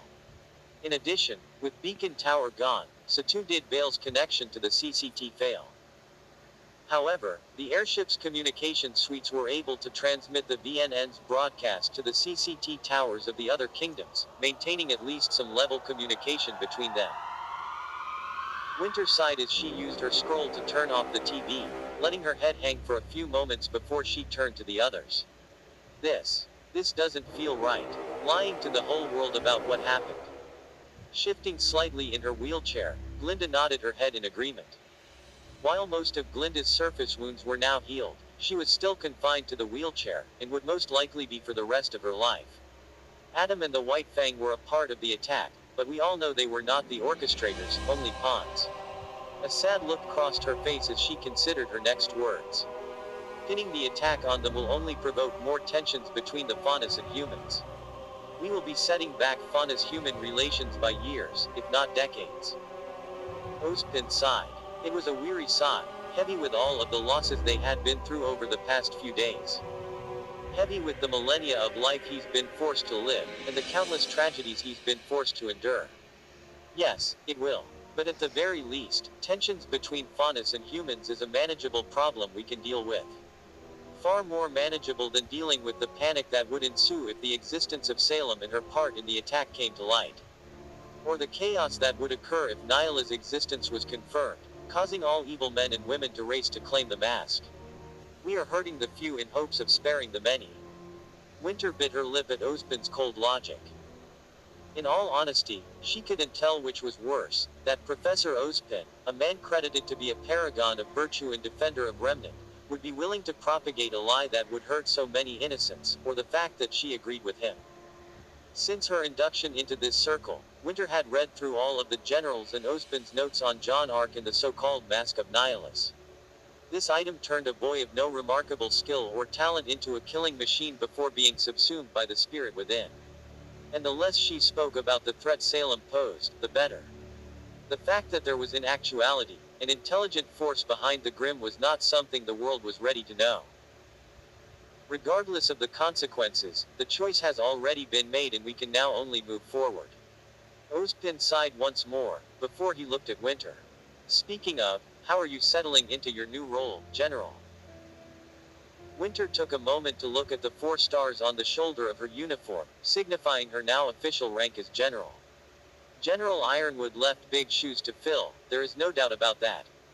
Winter's professional military facade faltered for a brief moment, before she focused and placed on her mask of stoicism. But if it is to save the world, I am capable of stepping up. Nodding his head, Ozpin asked, and the Atlas Council? Have they been giving you any issues yet? Winter grimaced slightly. There was some debate on who would take General Ironwood's place as head of the military, as my field promotion was just that, a field promotion. But in the end there weren't many others whose resumes surpassed mine. The only other 2 names in contention were Colonel Goyle and Operative Cordovan. Goyle is a fine officer, but lacks aggression and initiative. A good follower and subordinate, but it was not believed he'd do well as a general. Meanwhile, despite Cordovan's years of experience, she is a blunt hammer that would not earn the military any favor abroad or domestically. As such, the council chose to confirm my promotion and place me at the head of Atlas Military, and on the council itself. And what of Atlas Academy? Will you become the next headmaster? Ozpin asked. Winter shook her head. While the general was still alive, there were concerns about the fact that he held 2 seats on the Atlas Council.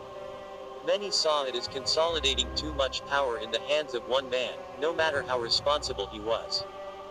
With him gone, Councilman Sleet and Councilwoman Camilla took the opportunity to elect someone besides me to fill the void as the interim headmaster of Atlas Academy. Glinda's eyes went wide at that. Truly. And who is it they have chosen? Robin Hill, a somewhat famous local huntress and leader of the group known as the Happy Huntresses. Miss Hill has since accepted the offer, and if she performs well enough, will be made permanent headmaster and given a seat on the council as well. Winter answered. What is she like? Ozpin asked, his eyes hard and calculating. Is she trustworthy? Winter had to pause and think for a bit, recalling the few times she had spoken to the huntress. Robin is an idealist. She wants to help and protect the people of Mantle, and is willing to do whatever she believes is necessary to fight for her goal. But in my opinion this has made her somewhat short-sighted. Not unlike James. Glinda cut in. Winter looked like she sucked on a lemon with that statement, but continued on. Unlike the general however, Robin has a history of issues with Atlas authorities, and has even been accused of extra-legal activities in order to achieve her goals to help Mantle. Regardless of her differences and disagreements with both the existing Atlas political structure and culture however, Robin would in fact make a good headmaster. She is a talented and charismatic leader, as shown with her command of the Happy Huntresses. She is a skilled huntress in her own right, and at her core, she is a good person. Ozpin nodded his head, contemplating Winter's words. Brash and foolish but has a good heart. A trait that, for all my love for James, he lacked. Ozpin's eyes then focused on Winter. You should try and befriend Miss Hill as soon as you return to Atlas. Get a deeper look into her character, and if you think she is worthy, we could bring her into this council as well. The headmasters of all of the academies must be informed of Salem, the relics, and the maidens, so they may truly understand their roles and what they are protecting. Frowning, Winter felt unease fill her stomach. Opening relations with someone with a hidden agenda skirted far too close to espionage for her to be wholly comfortable with. But regardless, she shoved down her personal opinion and nodded her head. I will do so. But if she proves untrustworthy, then we will have to try and convince the Atlas Council to try and remove her from her position and install you in her place. Otherwise we will have to wait until she leaves her post on her own. Ozpin flatly answered. Nodding, Winter let out a slight breath of relief upon learning Ozpin wouldn't resort to something like assassination or blackmail in order to bring Robin under heel. Now then, that's enough about that unsavory business. Glinda spoke up from her chair, forcing the change of topic. How is Weiss doing? Last I heard, she was stable, but her wounds were not minor. Glinda looked at Winter with eyes laden with concern. Winter returned a small smile to her. Weiss is safe, thank the brothers. But the medics and doctors were not able to save her eyes. I was able to send her back on the first airship to Atlas, where she has already met with Dr. Polendina. And will he be able to help her? Glinda asked. Dr. Polendina is the foremost expert in the robotics and cybernetics in Atlas. If you couldn't tell by the last name, he is Penny's creator. He has assured me that he can craft a pair of cybernetic eyes for Weiss. Wow. Apparently it is a procedure he has done multiple times in the past. Winter then looked at both Ozpin and Glinda, her eyes hard. However, once the procedure is finished, I will be having Weiss stay with me in Atlas for her recovery. She is in no state to continue her huntress training yet, even if Beacon was still standing. That is fair. Glinda acquiesced before Ozpin could respond. Unfortunately that means Team RWBY will be down 2 members, as Blake Belladonna had gone missing once she had recovered from her surgery. Winter's eyes narrowed. Do we suspect foul play? Perhaps a follow-up attack by remaining White Fang members? Glinda shook her head. I don't believe so. There was no sign of a struggle and Blake had left with all of her things. We believe that she snuck out at the first opportunity, and is now on the run. As to where, we do not know. For the why however, Glinda snuck a glare at Ozpin. It was known to us that Miss Belladonna had a history with the White Fang and the Faunus rights movements. This attack, and the follow-up blame on the White Fang, no doubt shook her faith in Vale and possibly in humanity. Glinda let out a sad sigh with that statement. Winter was quiet for a few seconds before she followed up. What about Ruby and Yom? They're both on patch right now.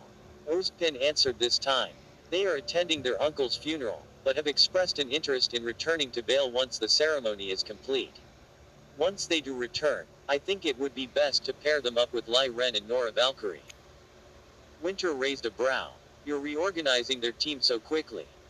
Unfortunately, yes. As both the Fall Maiden and a silver-eyed warrior, Miss Rose is one of the most important people on the planet right now. Too important to be left with only her sister for protection. Ozpin stated, his voice devoid of emotion.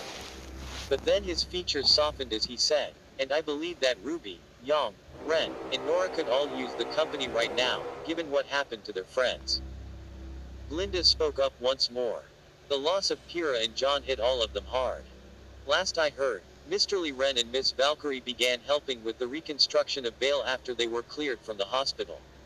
But the supervising professor believes that they are only doing so out of obligation, and because they have nowhere else to go. They have become increasingly withdrawn, especially Miss Valkyrie, and are showing worrying signs of depression and antisocial behavior. Meanwhile, Ruby herself has shown an amazing resilience and emotional strength given what she has gone through. Ozpin added on. Although there is a high chance she could be repressing her trauma under a strong front. I have known Atlesian veterans who have seen half of what she has and broken under the pressure. Winter nodded her head. And in regards to Miss Rose's security, I do not believe that only 3 other huntsmen in training will be enough to handle her protection. I would like to assign an additional specialist to their party in order to ensure her safety. Indeed. And who do you have in mind? Ozpin asked, pleasantly surprised by Winter's suggestion. Clover Ebby, a veteran huntsman and leader of the Ace Ops. He has shown exceptional leadership skills in his command of his squad, and I think would have a positive impact on all the members of this ad hoc team. In addition, he has a semblance similar to that of Kiros, but focused on good luck, rather than bad. Ozpin rolled the thought around his mind, considering the idea before he eventually nodded. That is definitely something that the children could have more of. Send me his profile, but I like the idea. We will also need to speak with the children to see what they want to do once Vale is secure. While we cannot have classes at Beacon, both Pharos and Signal Academies are currently willing to let displaced students attend to complete their education. Atlas, Shade, and Haven are also taking in students who wish to make the journey. And while I would prefer to keep them within Vale, I will not stop them should they desire to leave either. Do you want to keep them here so you can keep an eye on them, or so you can have Ruby close by the mask? Glinda asked as her eyes narrowed on her supervisor. Ozpin did not immediately retort, only giving his assistant a tired look before he quietly said, both, if you must really push. Winter's eyes flicked back and forth between the two. She could see the tension between them, but it wasn't her place to comment on it. Instead, she decided to change topics. What did you do with the mask anyway? Winter's sudden question drew looks from the two professors, pulling them out of the growing friction between them. That actually has to do with Miss Rose as well. Before she left for Patch, I had taken the mask of Nihilus and Miss Rose to the vault beneath the ruins of Beacon Tower. This is the same vault where I once stored the relic of choice before it was moved. This vault can only be opened by one who has the power of the Fall Maiden. Miss Rose opened the vault, and that is where we hid the mask. And do you think it will be secure there? Winter asked, her voice low and demanding. It is as safe as it can be for now. Ozpin wearily shook his head. At least until we can find a permanent solution to rid ourselves of the mask, as it seems to be immune to damage by conventional weapons. In the worst case scenario, I can play Warden for the mask for as many millennia as it takes, as I have for the relics already. The room was silent after that. The idea of the mask remaining on Remnant for such a long period of time was not something any of them wanted to consider. The existing relics were bad enough with how much they affected the power balance of Remnant. Having a pseudo-fifth relic of hunger that could destroy the world would have catastrophic effects should it get into the wrong hands. Eventually Ozpin broke the silence as he spoke once more. There is one final thing we should discuss. And that is what we tell Mr. Ark's family. Jacob and Isabella Ark have already claimed their son's body, but like most of Remnant, they saw the footage of Jaune transforming into Nihilus. And no matter how much we push the narrative that it was doctored footage, the initial broadcast was quite damning, and the Arks want to know what happened to their son. After a beat of silence, Glinda was the one who answered, we tell them the truth. It is the least they deserve. She said, her voice stern and hard. Is that particularly wise? Winter hesitantly asked. If we truly wish to push this lie, the less people that know the truth the better. What's to stop the Arks from running to the media with the truth about Nihilus and our cover-up if we tell them what actually happened? Glinda's gaze snapped to Winter with an intensity that made the specialist almost flinch. We tell them the truth. Glinda then turned her head to Ozpin and said, I was the closest to Jaune, and it is only appropriate that I be the one to deliver the news. Wisely, Ozpin chose not to argue. I agree. But I must ask, exactly how much are you going to tell them? Sighing, Glinda looked out of the window beside her, taking in the view of a wounded but healing Vale. Everything except Salem. I will tell them about the mask, about Jaune's rise and fall, about Nihilus, and I will tell them how their son died a hero in the defense of Beacon. The Evernight Castle in the Land of Darkness. Broadcasting from a portable projector, Lisa Lavender's voice echoed through the cavernous meeting hall of black stone and purple crystals. A vigil will be held for the victims of the Beacon attack every night at 8 p.m. for the next week, and the city of Vale is currently accepting donations to help support victims and aid in the city's reconstruction. Now, we move to Cyril with the weather. With a click of a scroll, the projection cut off. The one holding the scroll and the projector was one Arthur Watts, the infamous disgraced Atlas scientist, sitting on a wooden chair on the left side of a long, violet, crystalline table. Of course Cinder failed. Watts grumbled as he put his scroll away. That petulant child was never ready for the responsibility given to her. And now, months if not years of planning have been wasted. There is no need to be so disrespectful to the dead, Arthur. Salem, the alabaster-skinned immortal witch of the Grim gently chastised. Arthur winced as Salem's gaze was upon him. Of course, ma'am. My apologies, I am just frustrated at how events have panned out over Vale. From the head of the table, Salem kept her eyes on Watts for several seconds before responding. As are we all, Arthur. But the failure at Beacon was no fault of Cinder's. Her plan was rather flawless. Rather, it was the actions of the unknown interloper which ruined all of her machinations. An interloper that I doubt anyone else here could have killed. Sitting across from Arthur Watts, the bear of a man Hazel Reynard, grunted as he crossed his arms and he nodded almost imperceptibly. Beside him, the wiry, psychotic Tyrion Close frowned and leaned forward. I would have killed him, mistress. Tyrion protested as he slammed his hands onto the table. You would have died. Salem flatly said. Tyrion opened his mouth to protest, but a sharp glare from his goddess silenced him. With the Faunus cow, Salem turned to Watts and said, "Play the clip."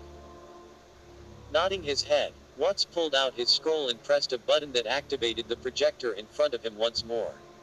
The projector then displayed a video of John Arc putting on the mask at the Beacon air docks. They watched John's transformation into the black-cloaked monster, and then watched him effortlessly slaughter his way through the students and Atlas soldiers before him.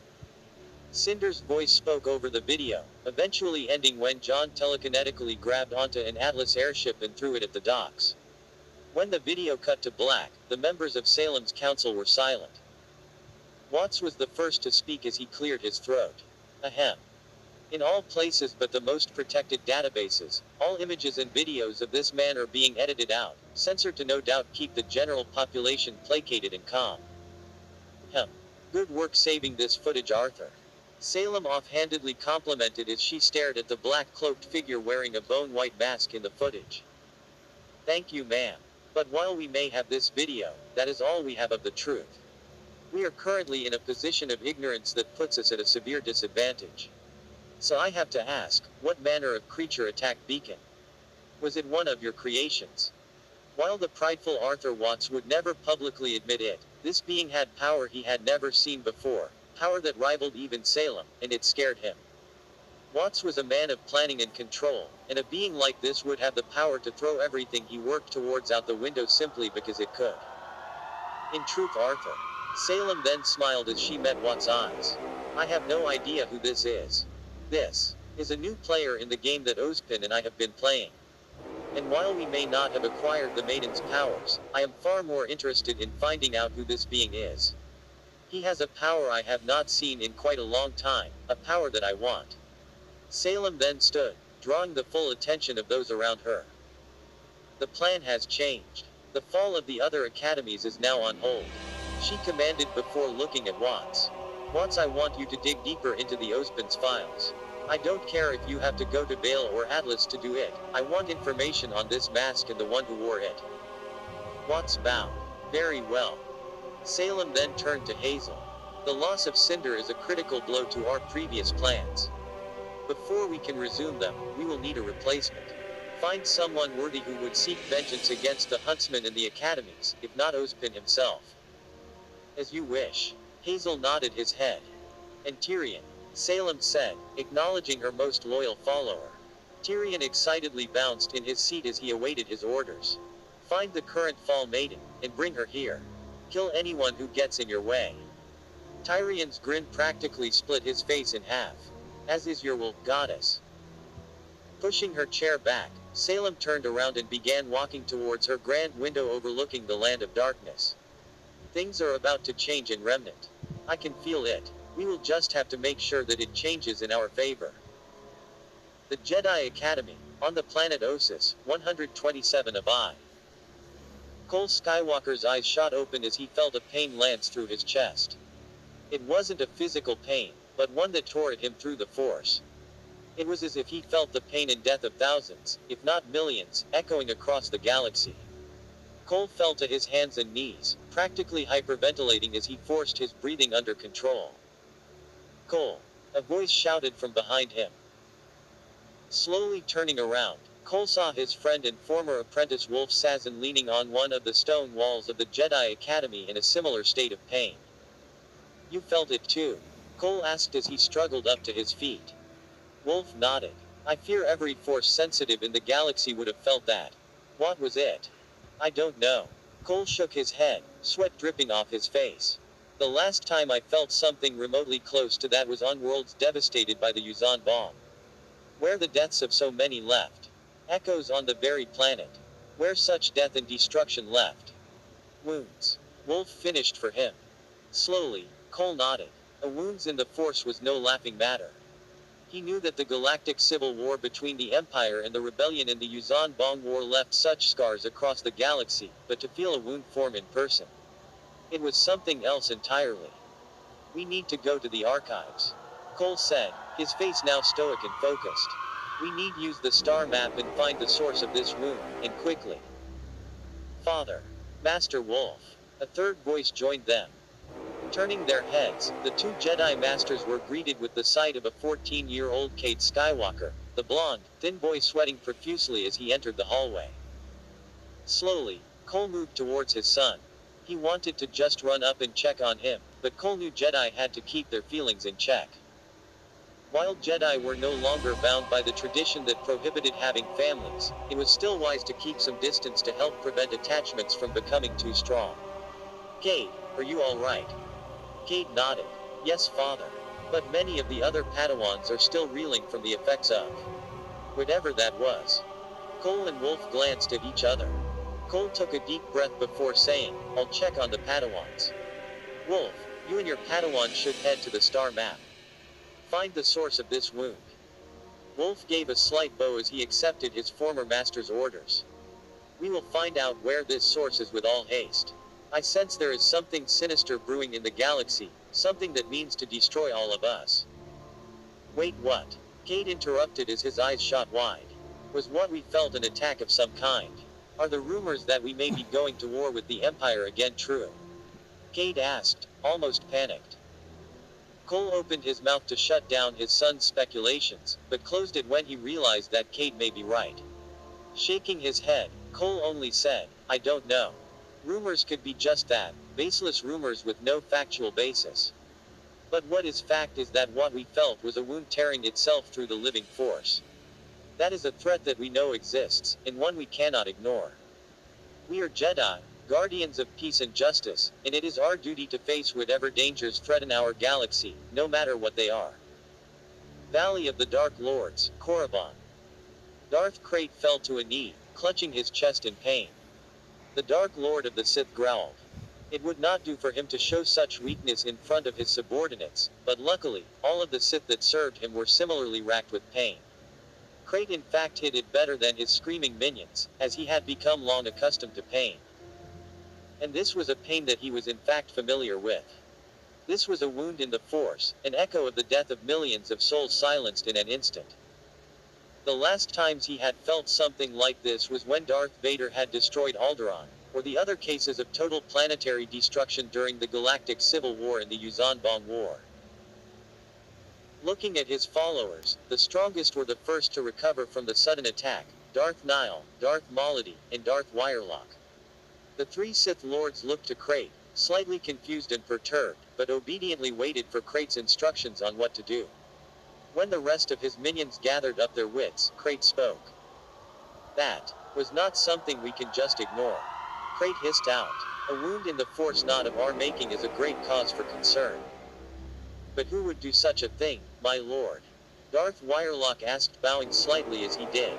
"The Jedi and Galactic Alliance are too weak to consider such actions, while the Bong no longer wish to wage such a war either." Krayt shook his head. "I do not know Wirelock. But whoever it is, they are a threat to us, perhaps even more so than the Jedi." And if Krayt's suspicions were true, and this was the actions of someone using the dark side, then they were not only a threat, but a rival. "Lady Maladi," Krayt commanded.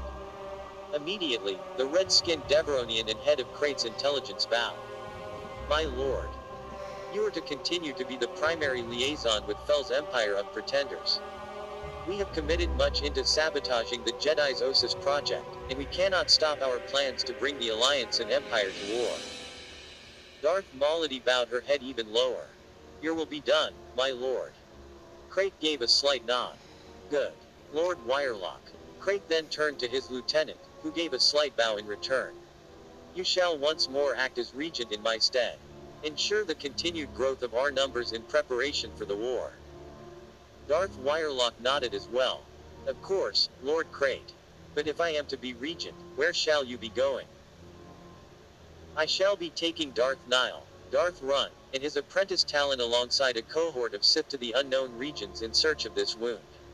Krayt simply stated as he faced his warriors. "Now go, prepare yourselves for the wars to come, and do not return until I call you." "Yes, Master."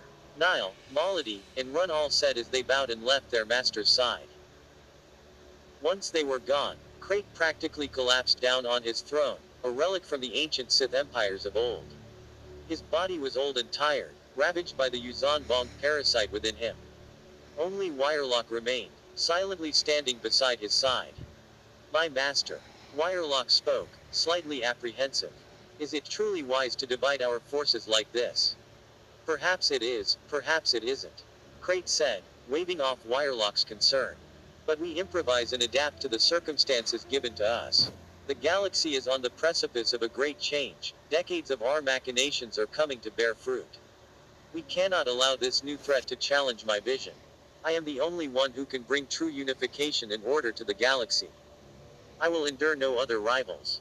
Whoever, or whatever caused this wound, will either bend to my will, or it will break.